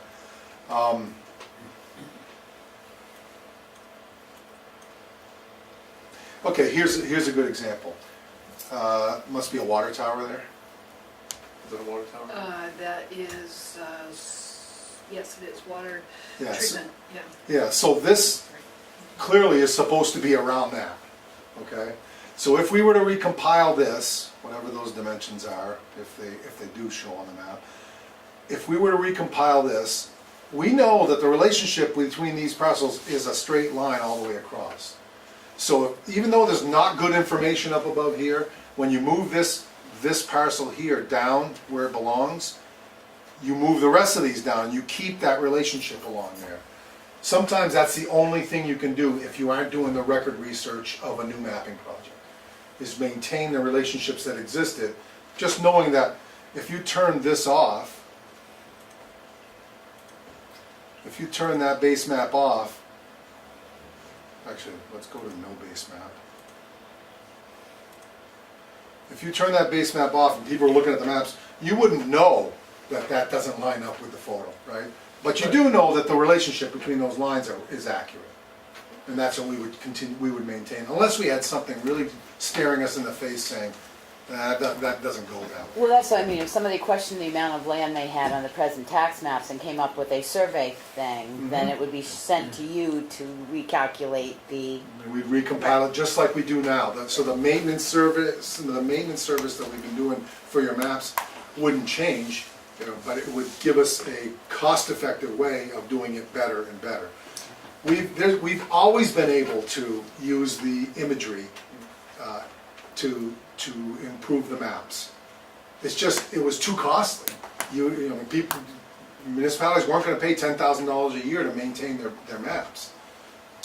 Now, with the advent of this new technology and how inexpensive it is, we can, once this is done, without even adding any cost to your maintenance, you've got all this other information available to you to compile the data accurately. and you're probably saying that it's better to be with the system that you're going to use for your tax assessing system, rather than, like, we're not on Avatar yet, but we use Vision, so waiting until we switch over to Avatar to add this component, or does it migrate seamlessly depending on cost? Because Yeah. as you know, Right. municipalities change based on cost. Exactly. So one of the things that comes with this service is what we call a data processor. So that when you're making changes to your assessment data in Vision, and you want to reflect those new names to the website, you run the data processor and your website is always current. So when you do an abutters list, it's current, all those things. No, I mean if you change assessing software. Right. So that data processor is important, and it's developed specifically for Vision and Tamworth. So if we were to build this site with your Vision software, and next year you go to Avatar, we have to rewrite that data processor. So there would be an extra cost, and that would be $800 to write the new data processor. Just looking down the road, Yeah, because as you no, know, it's new a good assessing question. I programs think come out. Gorham actually faced that last year. We did. Yeah. But Gorham had the site much longer before they switched. So if you're going to Avatar next year, well, first of all, I don't know how quickly this will be done anyways, if you have to budget for it. My timing may be perfect, but if you're going to Avatar shortly thereafter, I would suggest you wait, just save the $800. The phrase, is it rubber sheet? Yeah, Is that sort of like that? yeah, we wouldn't rubber sheet. Okay, and there's also the phrase georeferencing. Yeah. Is that the more expensive mapping? Well, this wouldn't be either of them. Okay. Okay, so rubber sheeting essentially is picking points around town and saying, okay, this point is this point is this point, and then let the computer push it to where it goes, right? Taking not into account anything in the middle, it just kind of uses algorithms to decide how it's going to put that. That won't make it any better than what it is today. You aren't really georeferencing because your data is beyond the point of needing to georeference. Typically, when you georeference, you'll take your tax map, you'll georeference it and line it up, and then you'll digitize all those data. Well, your data is already digitized. So what we would actually be doing is recompiling directly on, with that ortho imagery in the background, we would literally be recompiling it. So it would be, it's even better than the georeferencing aspect. And I would recommend you consider that. It's not necessary to do that before you go online. In fact, some towns have made conscious decisions to do it, to get their site up so the public can see it, because it builds support for the money to fix it when people start seeing these things. But it's a local decision as to whether you want to fix it first and get it up. We just finished doing this, as I said, in Hampstead, and they've had their site up already for a couple of years, and then they fixed the data afterwards. Could it be that the difference in the lines matching up with the imagery, a case where you have your typical overlay, which is straight down like this, but the satellite's taking it from an angle? Yeah. Do you think that's where that mismatch is coming from? No, it's not, because the imagery you're looking at on this site has been corrected for that type of angles and topography, right? That's what makes it what they call an orthophoto. The difference in the discrepancy is purely a function of the base map that it was used to map on. So when you have imagery like this ortho image that might be sub-meter accuracy. So all of these features on the imagery that you see, these buildings and stone walls and fence lines, all the things you can see are within 3 feet of where they really belong, or less. Well, when you're mapped on USGS base map, as Tamworth was, now you've got USGS accuracies built in. And those are, I want to say 66 feet accuracies. So you could be off in opposite directions 132 feet. And that's what causes this.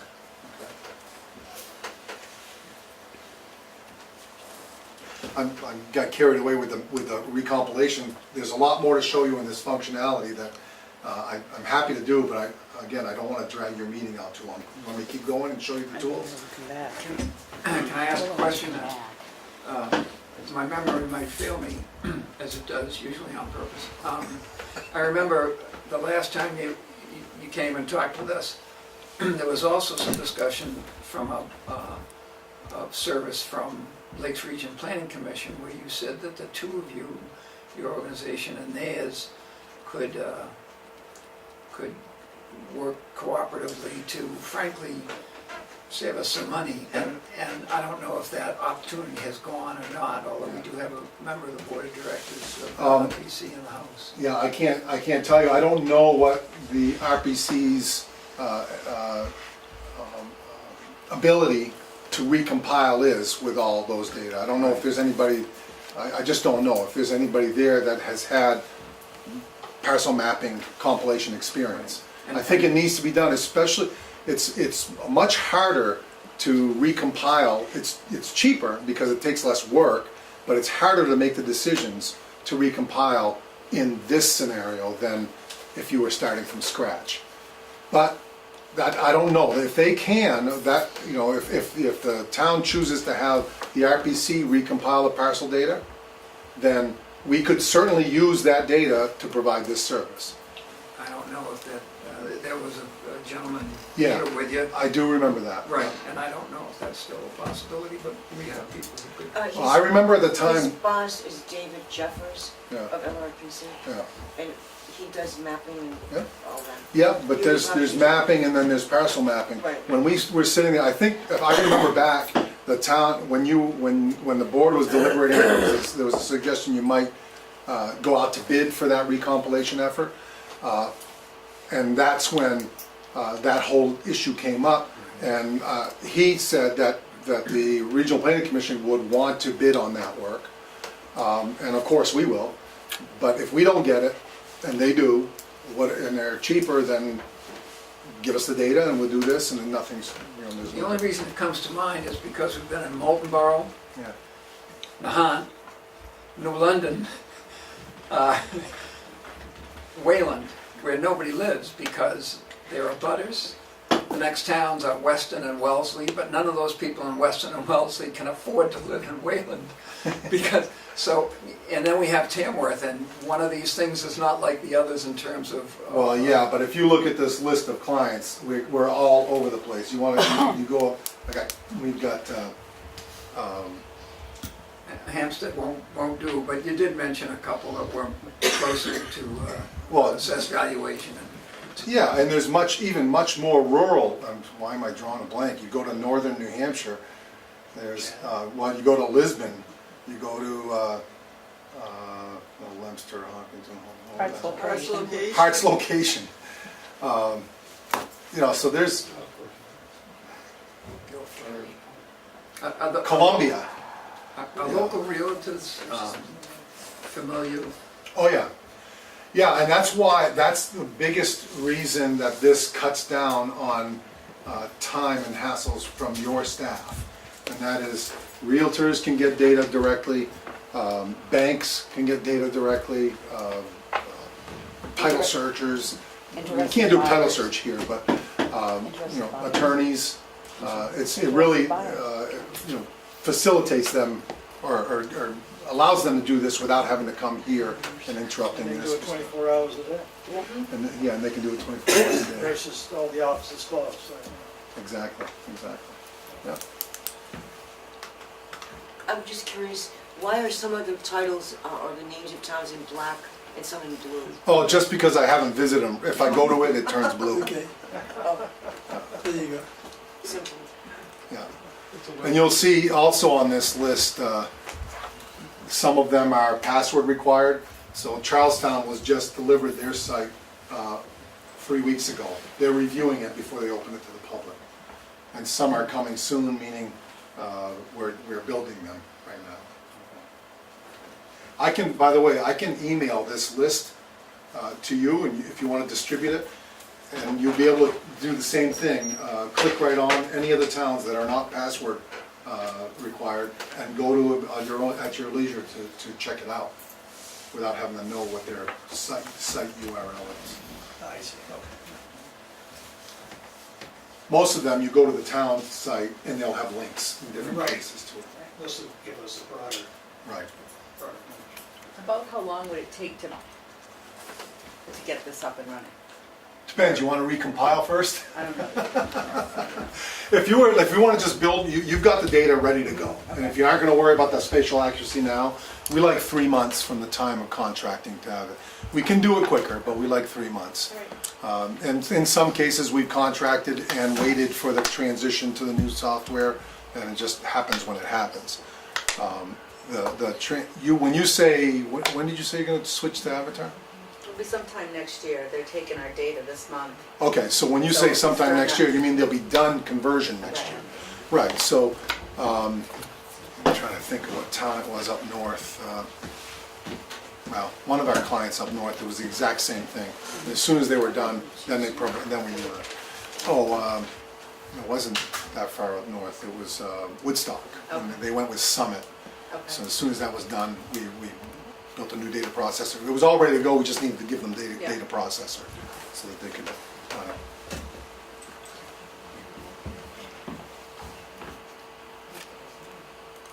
Want me to keep going? Well, we're gonna get a ration of heat if we're not, we've been directed to shorten it up, but I'm sure there's gonna be some questions. Can we have Darlene collect stuff and give a call? Absolutely, I gave each of you a business card too. Feel free to reach out to me anytime individually if you want. I'm happy to answer whatever questions you would have. We have 2 people in the room who sit on the planning board. One is representative, and none of them elected. And we also have a gentleman that you've talked to who was important in the genesis of us investigating this, and we'd like to talk to him too. Sure, and so, again, if questions come up, I'm happy to answer whatever. I just want to point out that I barely scratched the surface of what all these things can do. And there's significant staff tools and staff data you can use to do that as well. I'm happy to come back if and when you want me to, and if you have more time, we can do a more thorough review, or other interested parties. But hopefully you've seen that just with the different data that are available, there's value to there's value to every board in town. This is not an assessing tool, it's not a planning tool, it's not a town clerk's tool, it's really serves, it's a town-wide solution. I mean, I think one of the bigger things is going to be cost analysis and, how it can fit into the budget. Yep. If it fits into the budget. Yep, so I guess I should give you that. Take the recompilation out of the equation. There's a one-time setup fee of $2,500, okay? And then it's $2,400 a year for the service. That includes the data processor, so you maintain all the attribute information, owner stuff and everything like that. And we will also, when we finish, that's separate from your map maintenance services now. Yeah. We will, when we finish the map maintenance, that also includes updating that annually. So we've got that maintenance as a charge, we've got the maintenance as a charge annual. And this There's is the our- map maintenance is a charge. Right, I mean, so I'm looking at all of these different Yep. charges, they continue on each one. That's right, so the $2,400 a year is really the service, it's for this Okay, service. For that service. There's the map maintenance, doesn't change, it's what it is. So for this service, it's $2,400 a year. Would more of the corrections, I think we get them quarterly in our maps. We normally do it once a year. Once a year. But I will tell you, I will say this, because of the reformatting that was done a couple of years ago when we reformatted your data, there, at no additional charge, you can essentially have the maps as current as you want. Every time you send us data, we can update the web. A lot of towns don't want that because they want it current to April 1st every year. But some towns do it quarterly, some towns do it every time they send us stuff, publish it to the web. There's other ways of dealing with that. You could have 2 data sets. So you have a staff site that only staff can get to. So you could get that updated throughout the year, so your staff, your planning board, everybody has that ongoing current data, but the public site has it current to April 1st, and then when April 1st rolls around, they're the same. So there's different ways of approaching that, and the technology can handle it. So you said 2,800 to set up? 2,500. 25, but does that include all the overlays you want, or is it 2,500 plus each 250 for additional No, overlay? the only time a 250 comes into play is in the middle of the year. If you have a new overlay that you want to add and you can't wait for the renewal or for the update, then it's a one-time. So if a new overlay comes out in the update and we want it, there's no charge to No it? charge. If 10 overlays come out, there's no charge. Only if it happens mid-system? Right. Okay. Yep. And it's as many layers as you want in the initial setup. And oftentimes we'll do some data mining. We'll communicate with the Regional Planning Commission. We'll communicate with we'll go to Granite, see what's available. You might have local data, and we put it all up there because it's under password protection at first, and then you just said, we don't want that there, we don't want that where. And that's that whole review process that we work with you to determine what the end result's going to be. And like you showed, like the inside of the schools where they had scanned the classrooms and stuff, is that something that the town takes care of and then you upload it? 2 approaches to that. One is you can provide us the scans and we'll link them up for you, okay?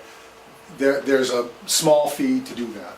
We also have a document upload tool, and I'll show you that in Littleton.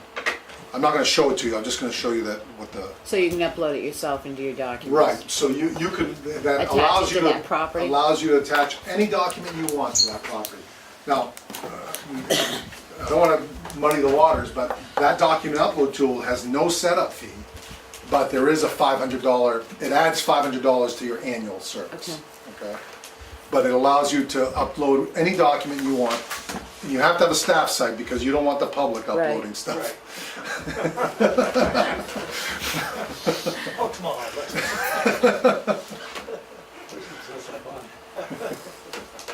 So there's all kinds of tools like that allow you to build your GIS over time when it's appropriate for your needs. And we just keep creating new tools all the time. But, all we do is work for municipalities. We serve almost 400 local and regional governments throughout New England and some of New York, and that's all we do. So we understand what tools become worthwhile. We get requests and they go on the wish list. Sometimes they get built and they get available to everybody.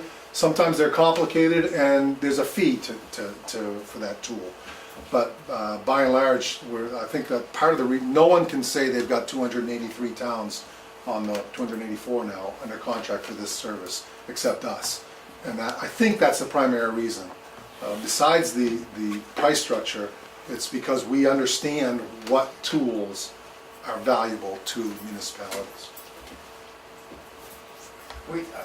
We'll take a little bit of time to talk to our office staff, the planning board, some of the people who initiated the entire process in our town, and probably come up with a bunch of questions, or it sounds like there's a menu of things we can do that is in Yeah, there's a lot of things I didn't show you that there are additional things you can do. But I will say, most clients start with the basic setup and the basic site, and then add on from there and find out after a year's worth of use, yeah, we do want the document upload tool, which means we gotta get the staff site or things like that.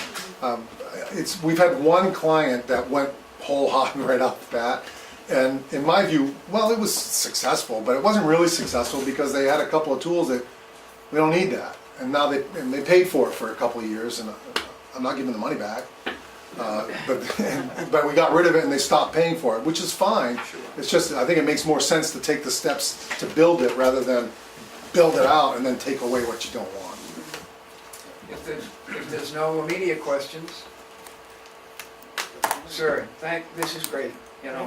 Thank you very much for your time. Appreciate the lesson, and this one we'll get on, because if we don't, Darlene will poison our coffee. I'm really nice, Franco, I wouldn't do that. On most things, right? Thank you very much. Great.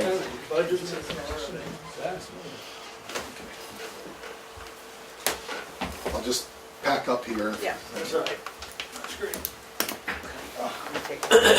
Let him pack up. Sure, 2 minutes, 3 minutes, 4 minutes, 5 minutes. I didn't read that. Hey, can you,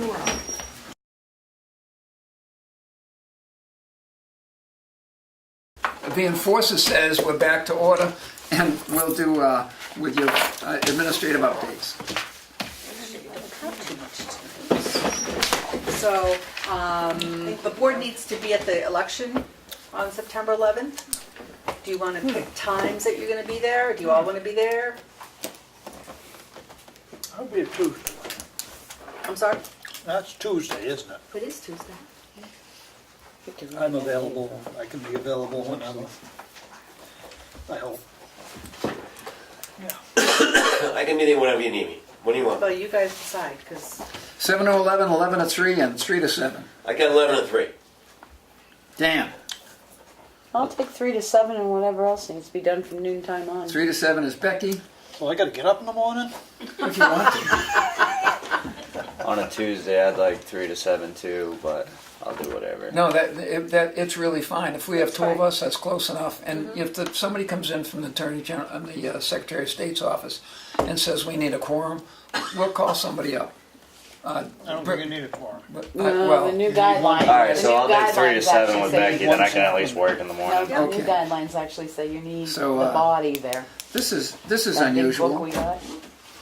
I'm 7 to 11. I'll sneak up on it from behind. I'll, And will? yeah, I'll be there in the morning. Okay. And So you Aaron? need somebody with Dan from 11 to 3? we got Dan with 11 to 3, but I'll I can do 11 to 3, that's no problem. I can hang late I or can something. hang from 11 to 7. Well, if you want to do the 2 back hours to that, if you want to do 1 to 3, I'll hang from 11 to 1. All right, I'll do 1 to 7. okay. So you'll have 2 people there at all times, it looks like. Yep. Becky's gonna do 1 to 7. And Or 1 to whatever. It's Yep, and falls into Steve's 7. doing 7 to 3. And Aarron, who's working for a living, will Come in do, and vote. you know, what's convenient to Yeah, I'll do it all, the whole day. Come on, go. Set? Thank you. No. And I'll hang, I can. Hopefully it's raining. I'll go to lunch and come back. I'll be there all day. I don't like being wet. Avatar should be taking our data next week to start. What do you mean, taking our data? Taking what we have and Yeah. What do you mean, The taking camera. our data? You know, going into the server and taking. Okay, all what- right, what versus they coming need in to- and taking the hard copy out of the no. office. Okay, just wanted to check, just They're curious. taking the data and they're gonna start building our software. When do you guys want another work session? What's the 13th? We're gonna need one? I will not be here on the 20th. Oh, and I'm not. I won't be here on the 20th either. I Oh, will I be here guess on the that- 13th. Well, I guess the 20th is not a good day. No. Well, the 20th is Well, a the normal 20th is a selectmen's meeting. meeting anyway, so we better move that one if 2 of you Yeah, aren't going well- to be here. Well, that's okay. There'll be 3 of us. There'll That's be a 3. quorum. Are you folks okay with us sticking with a normal schedule? Fine with me. So- I'm not changing my plans. No? 27? That's where you got Or do you want 5. to That's pick a right. different night? Three of you can get in much trouble as 5. The 27th for, A work session, or do you want to pick another day? can we make that decision on the 20th? Sure.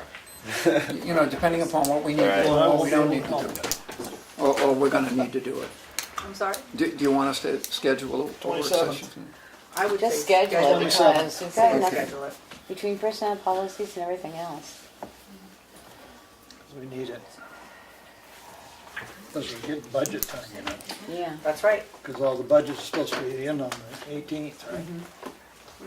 So nothing on the 13th? No. No. Did I say that? No. The public hearing for CIP was, is going to be Tuesday, the 18th, at 7 o'clock here. And at least 2 of us are gonna be there. Right. Sure. I think I looked on the other page. What time is that? 7. PM. When you're out of town, those of you who are out of town, if you'll get emailed an agenda probably the 19th. And if there's something that you want to postpone until the 27th, by all means, let us know and we'll, fair enough? I'm good. Okay. That's it for me.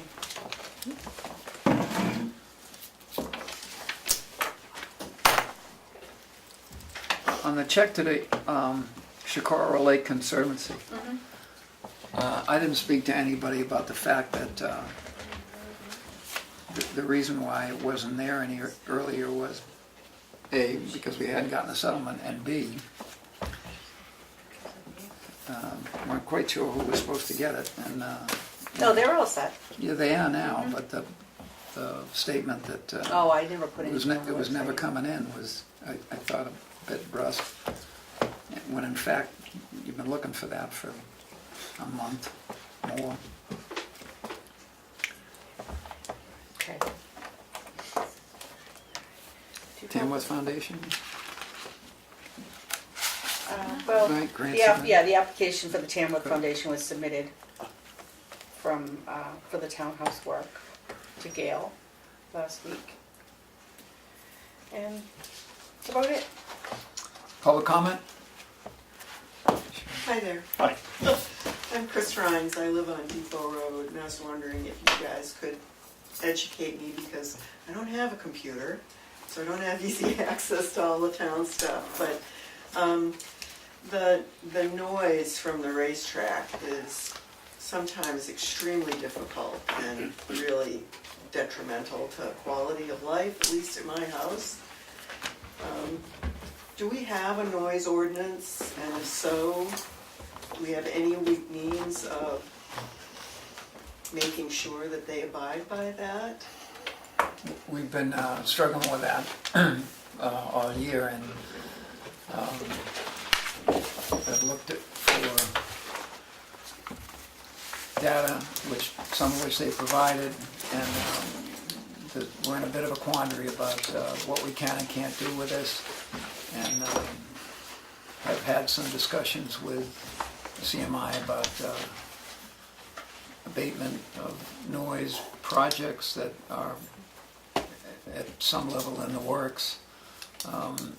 If you don't mind, if Darlene could catch your street address, there are some of us that go out and randomly with a phone, a cell phone noise decibel meter, and there's one of us has access to a handheld decibel meter, which is probably not admissible in court, but it's what we're basing our assessment of about what identifying the scope of the problem, and what we're working hard to do is avoid having the courts decide for us what the best thing to do, or what's going to happen now. We hope to make a decision with the cooperation of CMI as to what can and can't be done. So we do have a noise ordinance? then? Absolutely, and we can provide a copy of you for that too. And the noise ordinance, interestingly enough, is based on measurements at the track's boundary, but speaks of the noise level beyond that. So for us to, what we try and do is get an idea of what the noise at individual addresses, some in the valley, some on the boundary line of the track, and frankly the CMI and the town are working on different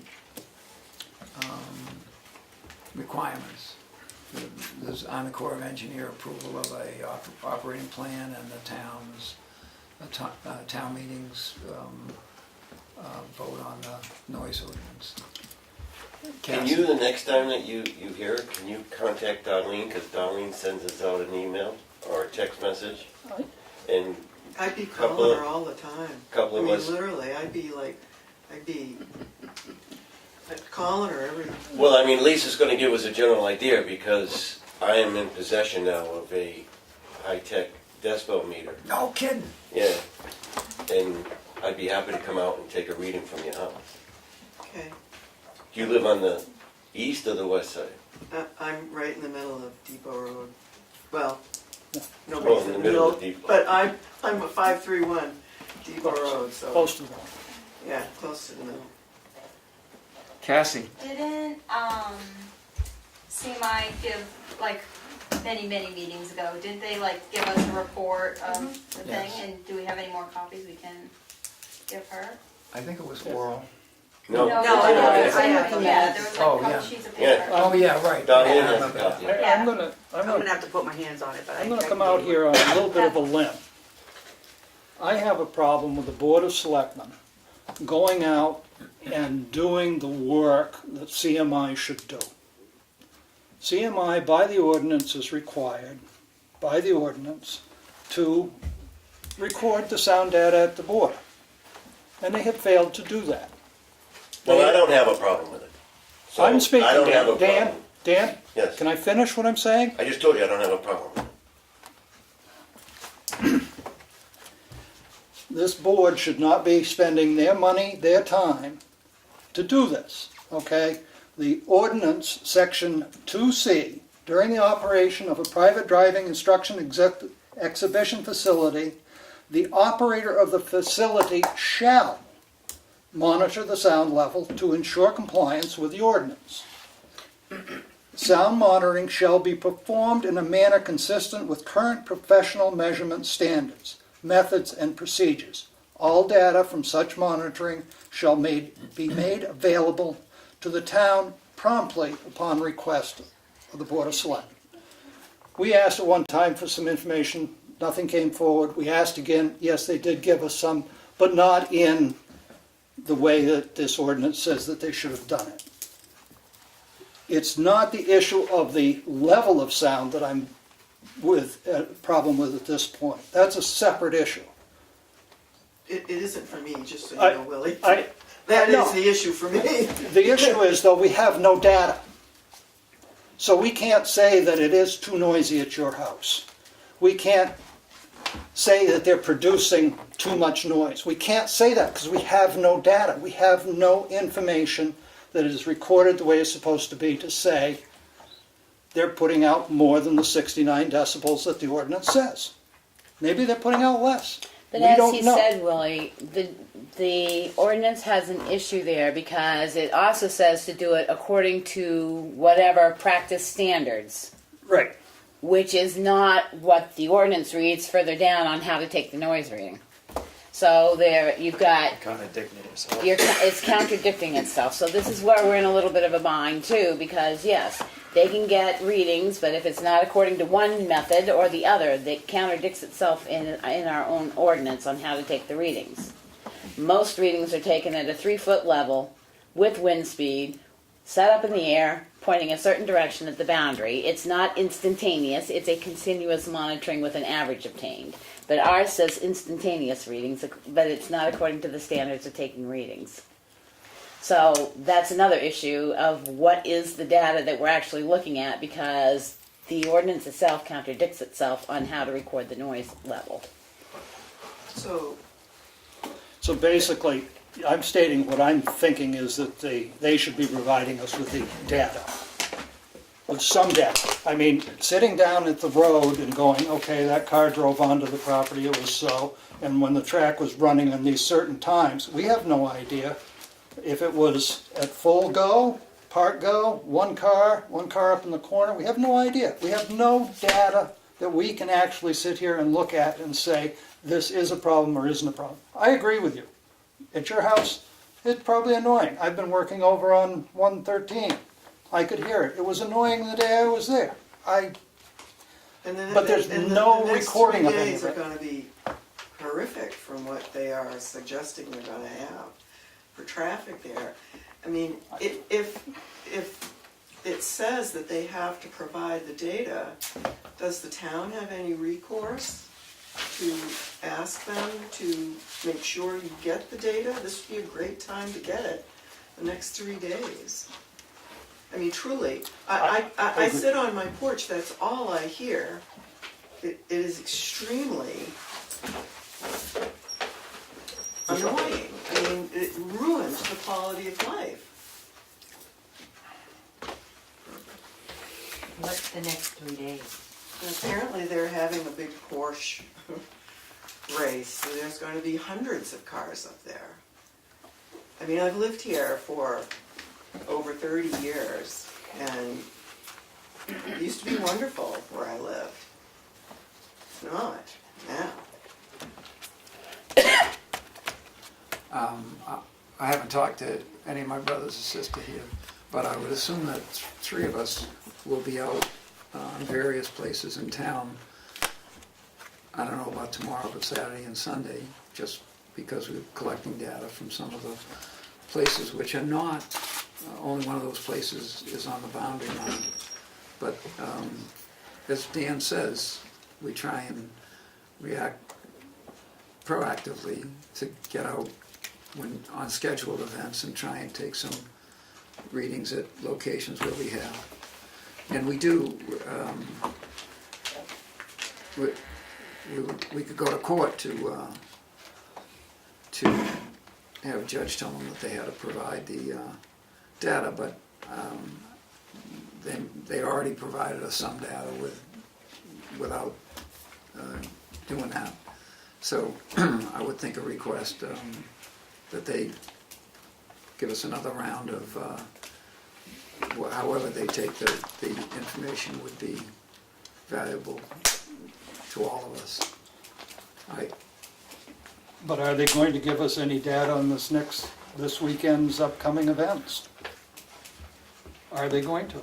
Have we requested it? Well, we can ask and I'd really appreciate it if you would ask them to provide Certainly. it for this event. Is there objection? Darlene will try and contact the folks in them. What were those figures that they passed out about a month ago? The other lady just asked for, Cassie just asked for that, and those are capable. You know, I slipped my mind that we had the printout as to the. But you're requesting data, wasn't that data? Yes. Well, you're saying you didn't get any. I acknowledged we had that data. I said it was taken at the gate. That's what Jim Hornscheid sat right there and said. I took this at the gate. Here's the letter, and here's the data. And who knows when this was it the course being fully used? We got 1, 2, 3, 4, 5, 6, 7, 8, 9, 10. I guess there's 10 there. 10 things of when there was actually cars on the track. The rest of it was trucks on 25, and the other was vehicles entering the lot, going by him where I presume where he was standing. I have no idea. I wasn't there. So yeah, we do have a little bit of data. But you said you didn't get any data, but you really did. Copy of that from. I sat right here when you passed them out. David? I'm not going to argue with you. Okay. I thought I made the comment that we did get some data. We haven't gotten I consistent understood data. you say no data. Excuse me then, I didn't mean to say no. I said we got that, but we are not getting any consistent data for the operation of the facility. They are not giving us any data. If they are, I'm not receiving Are you it. getting data weekly, is that what that says? No, it says upon request of the Board of Selectmen. And we have requested previously for data, and we were given 0. Finally, when we requested this for a specific event, they did give us some data. Yep, that, correct. For a specific event. But yeah, I'll come by and I'll take some readings. for you. I would like them to give us the data for all the events. Did you request it? David, Did you you're gonna request say, data for this coming week? No. That's what How was the noise level this week? So, I hear them all the time when cars are up there, but obviously, it's different depending on how many cars are on the track. And what they're You doing. can't, you've got to have some kind of method of monitoring them regularly so that you know how many cars produce X number of noises and what the mufflers are on those individual cars. I've noticed a big increase in, looks like race cars to me, using Depot Road, and their mufflers are louder than I'm pretty sure is legally correct. There is no limit on cars, I don't believe, in the state of New Hampshire. No, there It's only is for motorcycles. cars. Motorcycles, there is none. That's- No, other way Oh, around. it's the other way around. Yeah. Other way around. Motorcycles are So up. it's- So I could go cut my exhaust off my truck and run it up and down all day long. What's What he are we change talking that about? one? No, you still gotta have, Is it still You're a car? supposed- You're Yeah. supposed to have I thought it was It's gotta the be the stock factory muffler stock, yeah. on your vehicle. Yeah. Whatever your stock muffler was on your vehicle is what the deal is. I do know that Huh? Unless you go dual. the vehicles that are at CMI are street legal. So that they come in with registrations, with state inspections, so they're street legal. And what you hear as noise doesn't necessarily mean it's over the 69 decibels. So You're gonna hear what I it would, no you're matter gonna what. hear it. No matter what, you're Yeah. always gonna hear it. Is it over the 69 decibels? So I would like to come by and show you what the reading is and then go from there. Because if it's under 69 decibels, this is a moot point. Correct. But you're still gonna hear it. There's no it's doubt not a that you're gonna hear moot it. point. If it's 68 at her house, that means they're above 69. Not necessarily. Come on, Will, would you please? Well, you don't think that sound dissipates over time? Yeah. Over distance? Distance. It could be louder someplace else than closer there. It could be louder at my house because I'm up higher in elevation. How would it increase in volume? Airspeed, Overcast. overcast, How would non-overcast, it wind speed. increase in volume? How do you It get does. something to Play get the larger? Humidity would play a role. David, you were gonna say?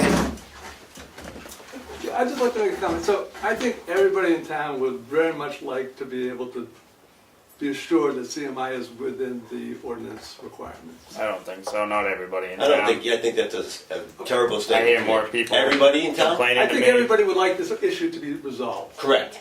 Okay, I'll say it that way. I think everybody in town would like this issue to be resolved. So previously, the board did ask CMI for data for some specific events, for specific dates, and they were unable to give you data for those 3 dates that you asked for. And the data that they gave you didn't match the requirements of the ordinance. They gave you averages instead of maximums, they gave you the difference between the slow speed and the fast speed, and they were unable to give you the data that complies with the ordinance. So my suggestion is that we should help them out, right? Because they would love to get this issue resolved as would everybody else in town, I believe. So I would suggest asking them for data for every time they're in operation, the way the ordinance calls for it. That way, whatever they give you, it's going to be responsive, as opposed to you ask them for some dates, they give you different dates. I don't understand how they... Did you read the cover letter that came with them? Yes, I did. And what did the cover letter say, Dave?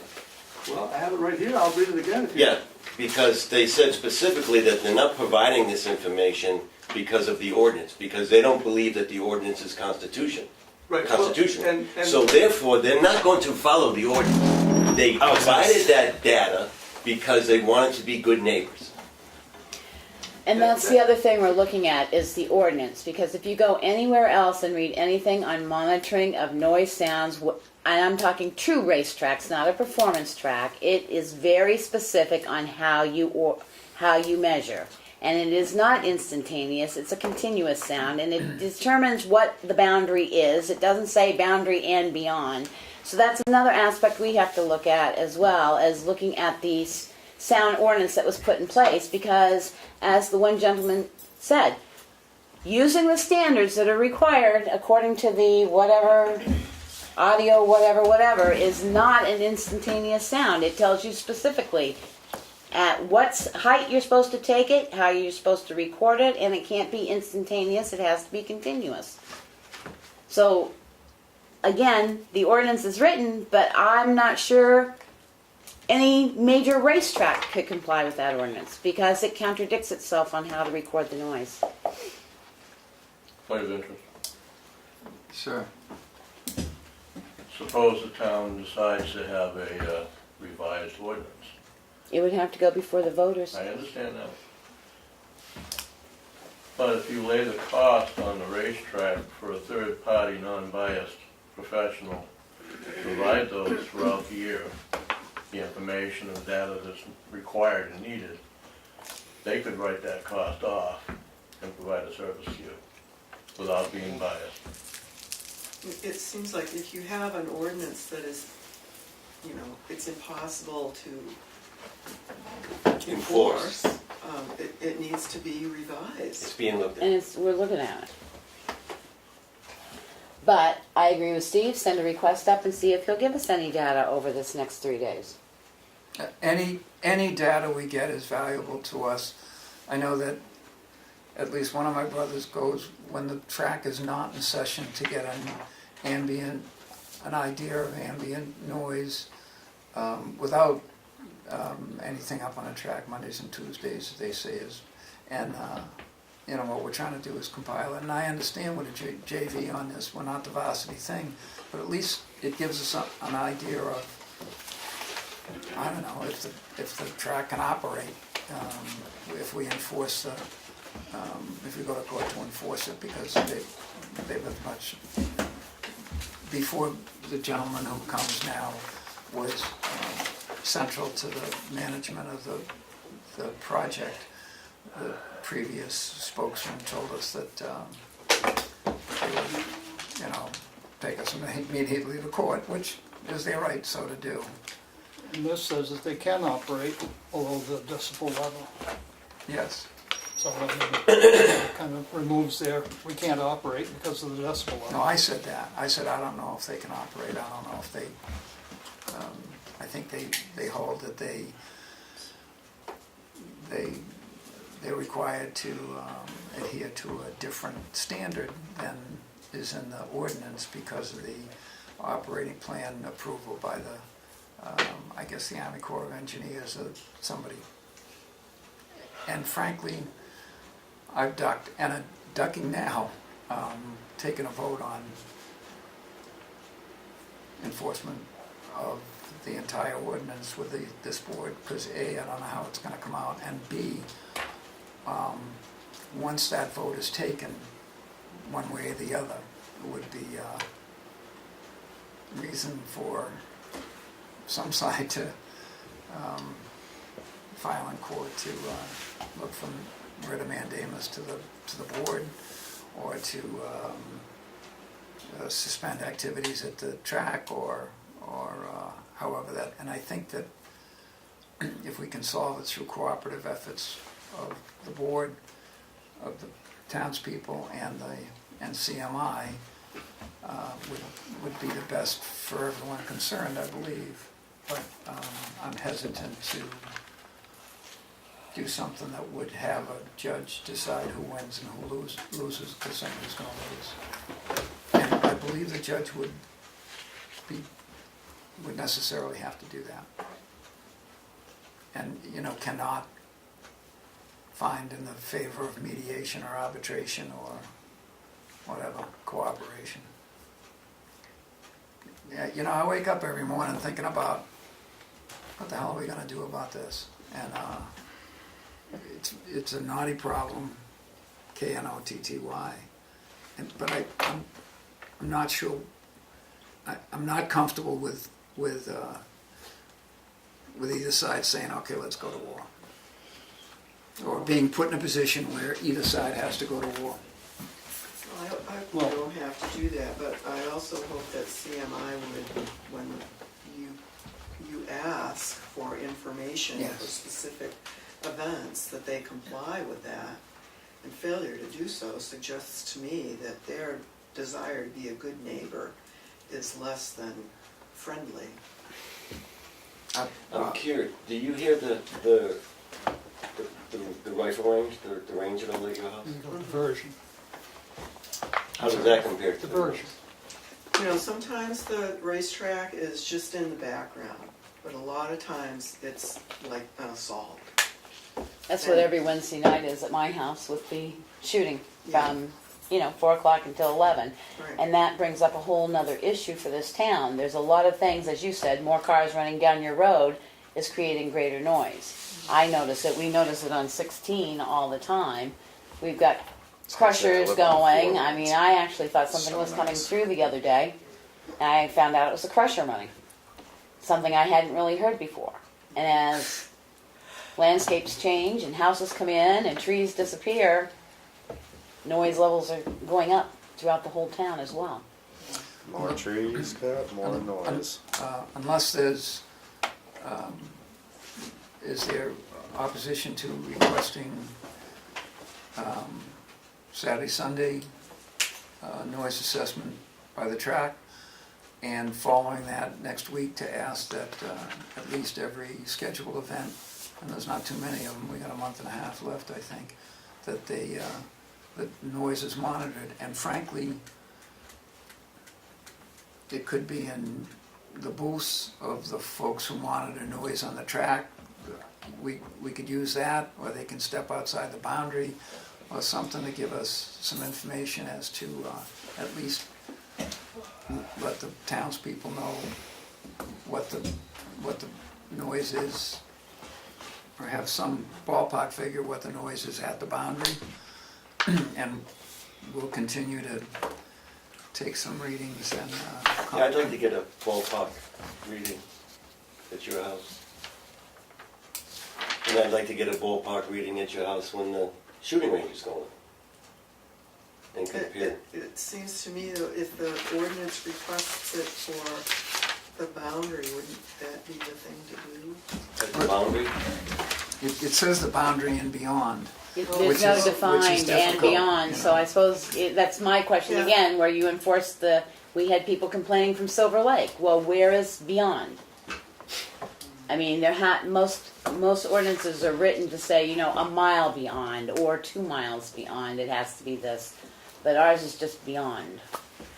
Well, what's the question has been raised, I've raised it, besides other people, is whether that ordinance is enforceable.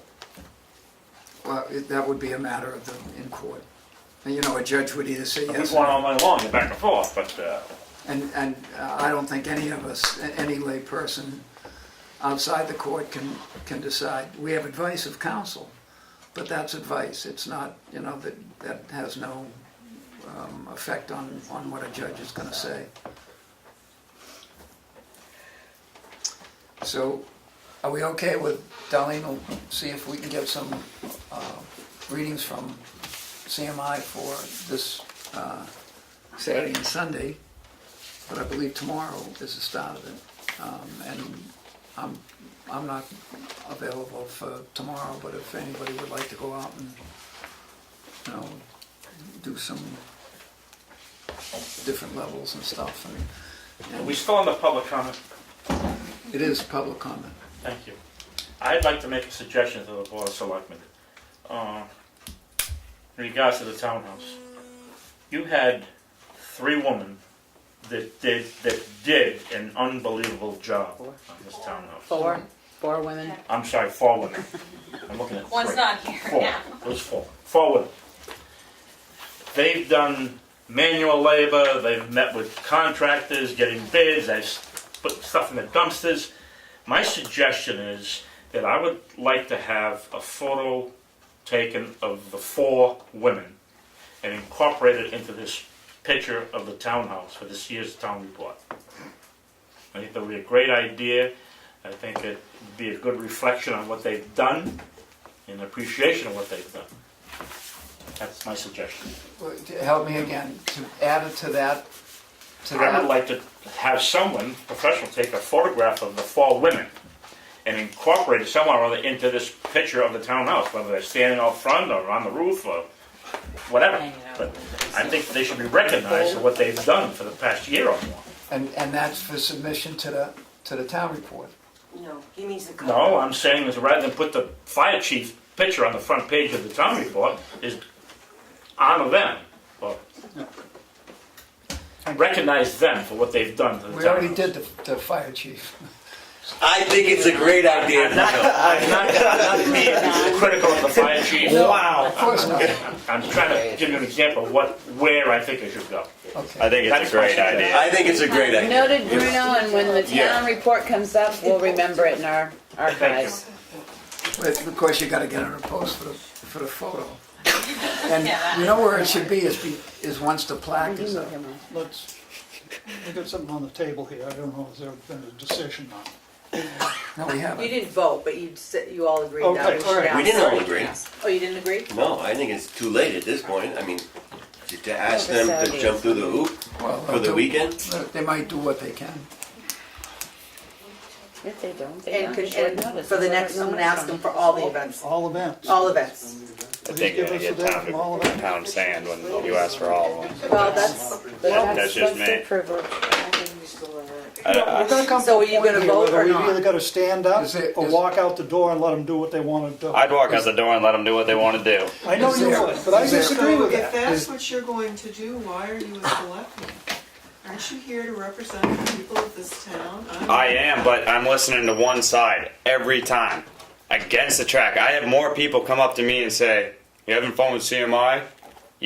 There's other understand people that don't I want to waste money understand that live closer than you do, that hear it more than you do, and they're perfectly fine with it. They don't want their tax dollars spent fighting the track. They have no problem with it. It's a two-sided dagger, however you want to call it. But there's not. I know there's people that's against it, but other people don't want their money spent fighting it. Aarron, I understand that, dear, but we are diplomacy, and because we happen to listen to all voices in this country, I'm one of those, and I'm asking you if, as a representative of our town, a representative for me, if you would be willing to ask them to please provide us the data on their noise levels. I didn't hear a complaint to that, and unless Unless I'm ask missing him finish something. first. I'll come by and give you a reading. It's gonna be I'd unofficial. like to ask CMI to provide the readings as well. Well, they Well, I will. pretty much know what they're gonna say. That's Well, we fine, can but ask, I'd like them so- to say that. But before they say no, I'd rather ask them the question and then have them say, no, we're not gonna give it to you. Well, Then assume that they're gonna say no. our request would be at their boundary, Yeah, not that's fine. at any particular location. Although we'll continue to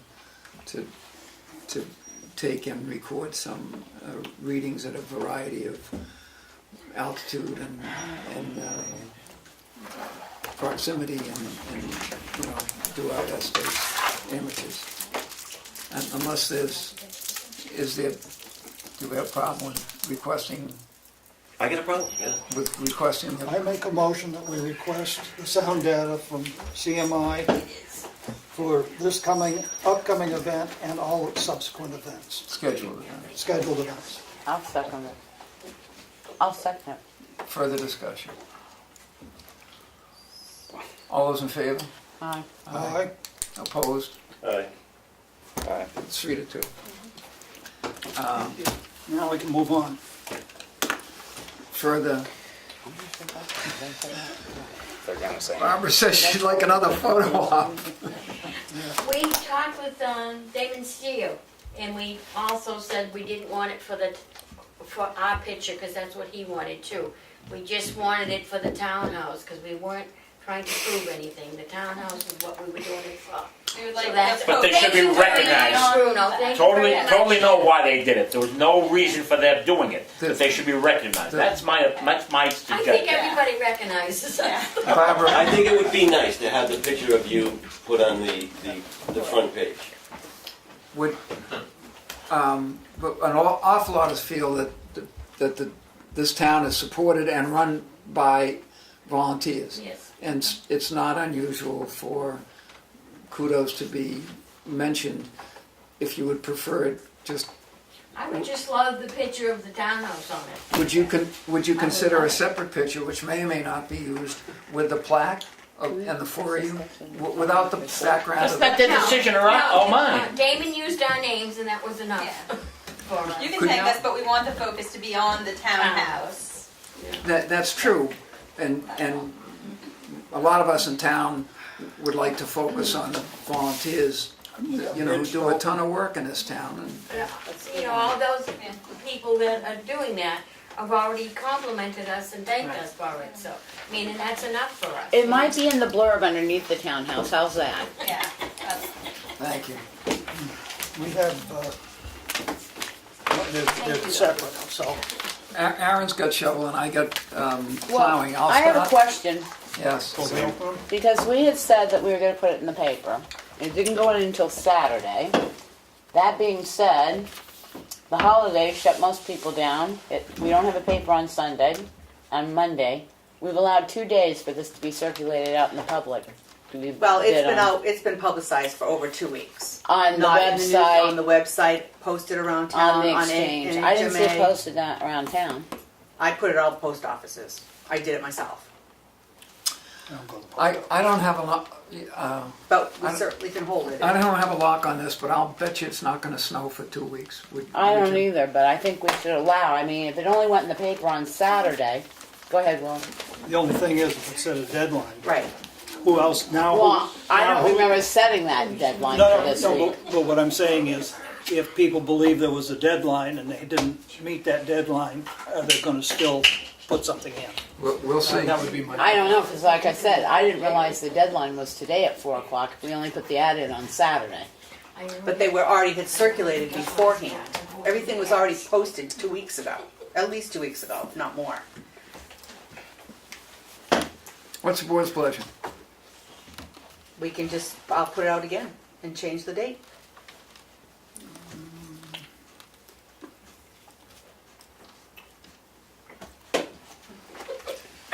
Bad process. I mean, if one person got it in, other people could have got them in. Yeah. Well, except that we hadn't agreed until August 30th to put it in the paper, and it didn't go in until All we do is prolong Saturday. things. So, Oh my God. no, we didn't open it. I'm just saying that the question is, you know, you don't advertise it until we decide on the 30th to put it in You the don't have to paper. accept them. Right, you can only still look at them. Huh, be my guest. You got shoveling, I got plowing. I'll go first. I'm sure that it got sent last day. You're looking yours way better than I did. I have one. I have one snow plowing request.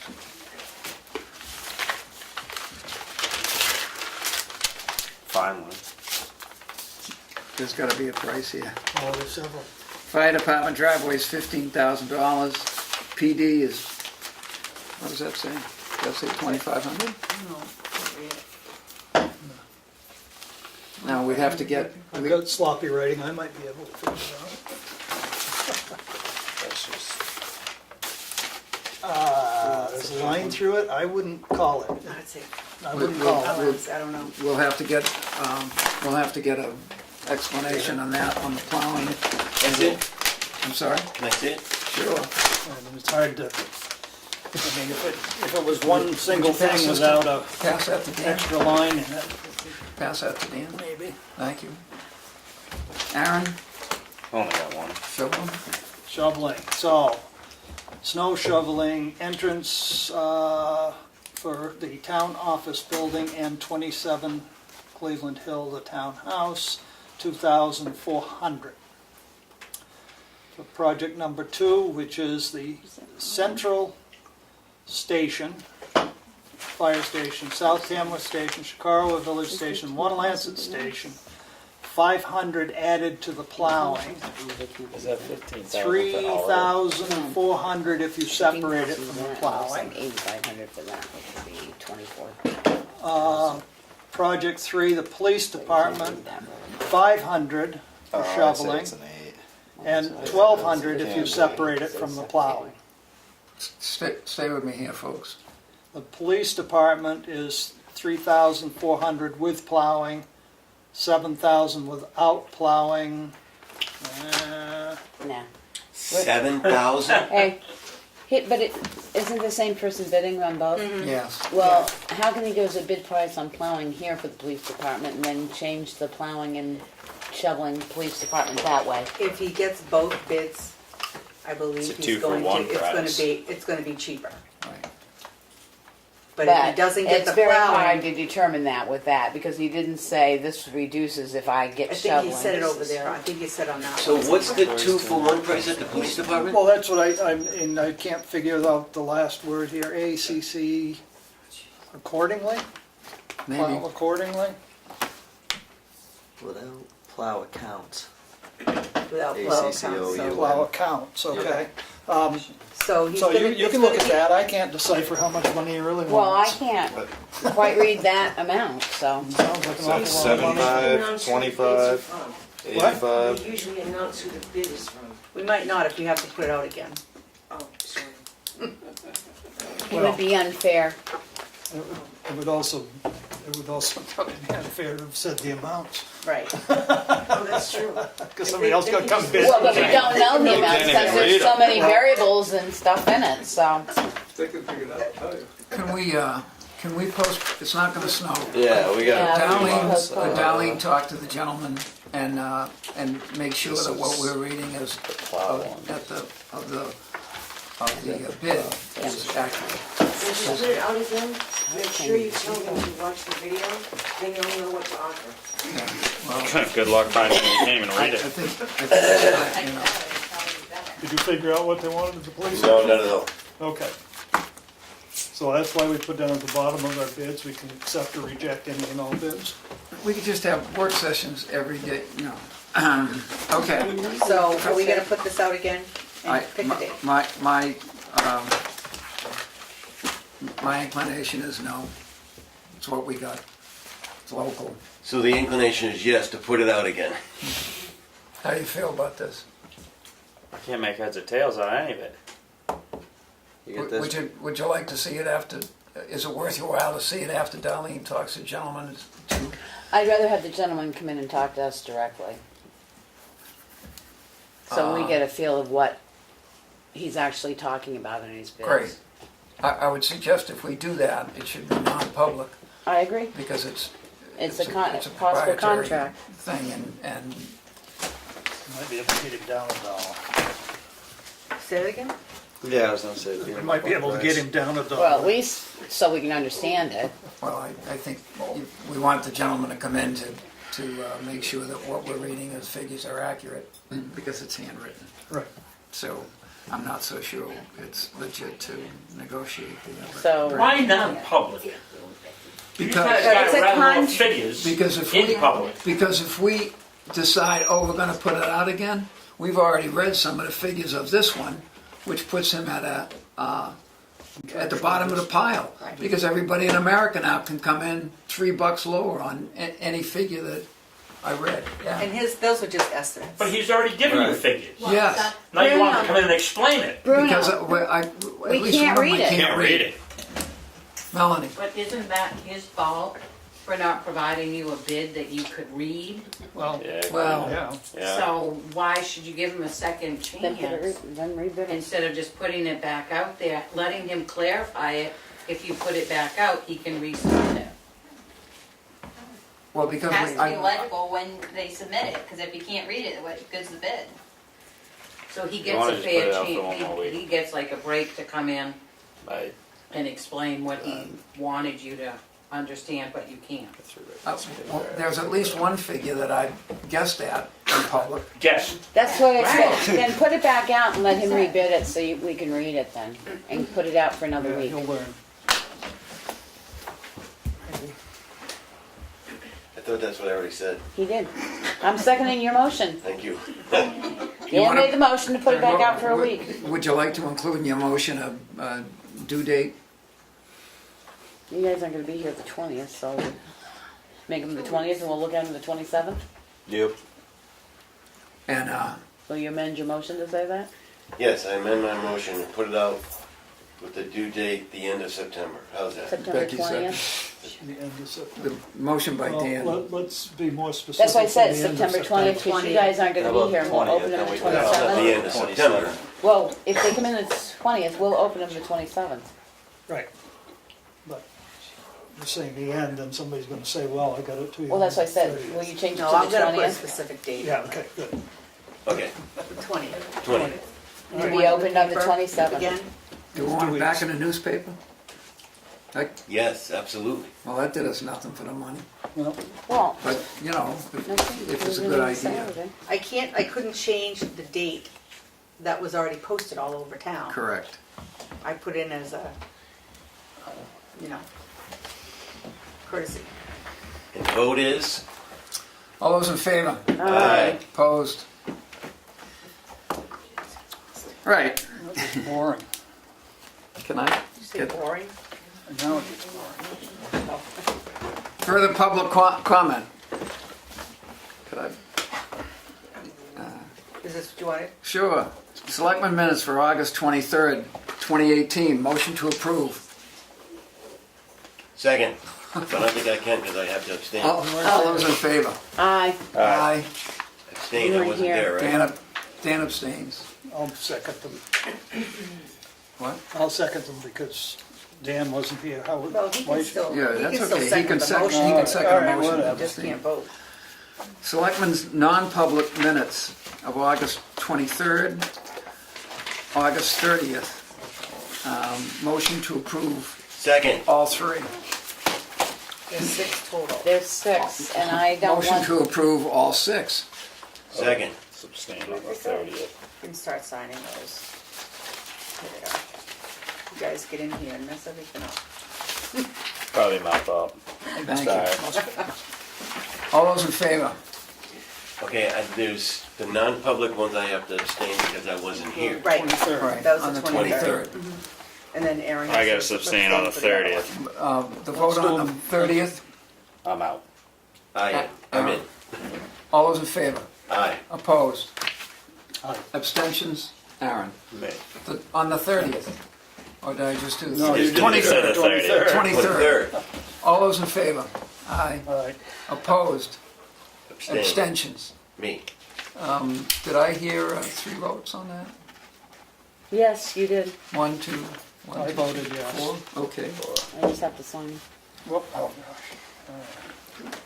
And Sorry, Becky. I started signing yours. Darlene is early October, early November. She's gonna bring See if you can catch on. a lot of non-public sealed minutes back up for review. We're quite sure that at least 3 of them are gonna be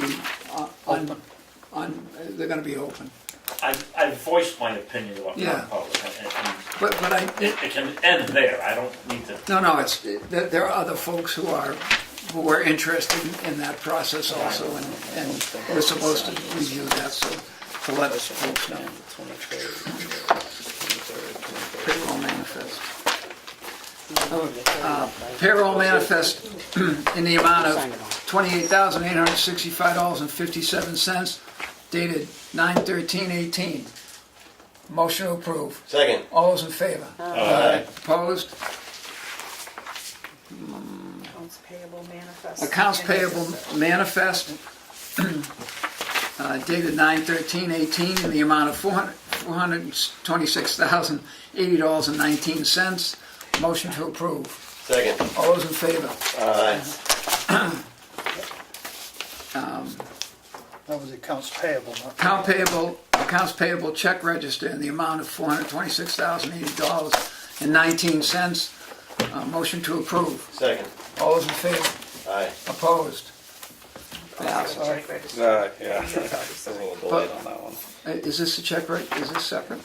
Yes, it's the one that you guys had to come in and sign Okay. last week. And this is It already was never approved. voted on. We have a account payable check register dated August 2018, 8/21/18, in the amount of $7,294.11. Motion to approve. Second. All those in favor? Aye. Opposed? An appointment to the Veterans Committee for Scott Turco. Motion to approve. Second. All those in favor? Aye. Scott. Opposed? Who is Scott? New to the Yep, town. sorry. I'll tell you later. And then the Veterans Committee meeting is gonna be this Wednesday Wednesday at at 5 o'clock. And we'll ask, one of us will ask him with this approval to come in and get sworn in. No, I'll send him a letter like I do. And And tell I him have his phone Wednesday. number, I'll call him, Yeah. yeah. Go and tell him Wednesday. Sure. All those in favor? Wednesday, where? Aye, right here. 5 p.m. Other votes in favor? I'm sorry, you To lost me. appoint Scott Turco? Yes. aye. Aye. Opposed? I presume he lives here in town? Yes, he lives on Great Hill Road. Oh, okay, all right. All right. Intent to cut map 422, lot 24. The access is Mountain Road. Motion to approve. Second. All those in favor? Aye. Opposed? Intent to cut map number 422, lots 26 and 4. The access is on Mountain Road. Motion to approve. Second. All those in favor? Aye. Opposed? We're done. We're done. Selectmen's update. I got nothing. I'm with Dan Mullen, weed whacking. Yeah. Anybody else? Well, we had the Albany Selectmen's meeting combined with Wanalancet on the 12th On the 12th? at 4 o'clock. Yes, CIP is meeting here the same day at 7 p.m. right. The public hearing, the 18th. I'm going to, The LRP, yeah. I'm going up to Albany. And You on- do a nice job. I'm gonna go up to Albany too. On the 19th, we have the Joint Loss Committee meeting that we're gonna go inspect buildings at 7 a.m. 7 a.m.? 7 a.m. is what Who Darlene you had got coming? Primex. Great, So if we discover mold again, they can't say it was a pre-problem that they didn't know about. sure. Who's going to the Albany meeting again? Me. Just the Me. two, 3 of you? 3 of us. But we don't have to post that because. It's not our meeting. Although Right. they've invited us to participate in the, I just wanted to, she asked me how many people going, I just want to tell her. And are they holding that at the chapel? yeah. Well, they're holding it in Tamworth, so we better show up. Oh, I thought This they is were the holding third, it this at is the town third hall. year running No, that they've done at this. the chapel. It is gonna be at the Wanalancet Chapel? Yeah. Okay. So that's, I knew it was the town hall.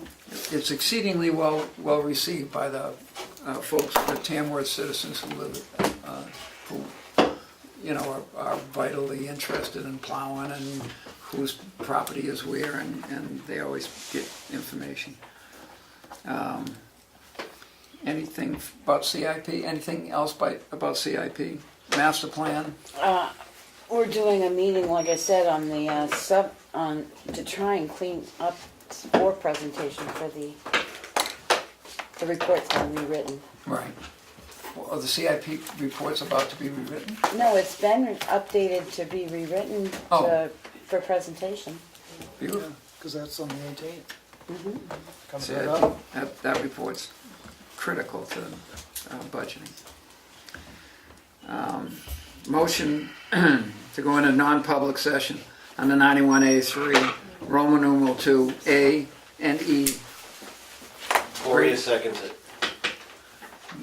Poirier votes Yes. Yes. Yes. Yes. great yes. Following that, the plan is to adjourn. Thank you all Thank you. so Thank you. much. Appreciate it, thank you.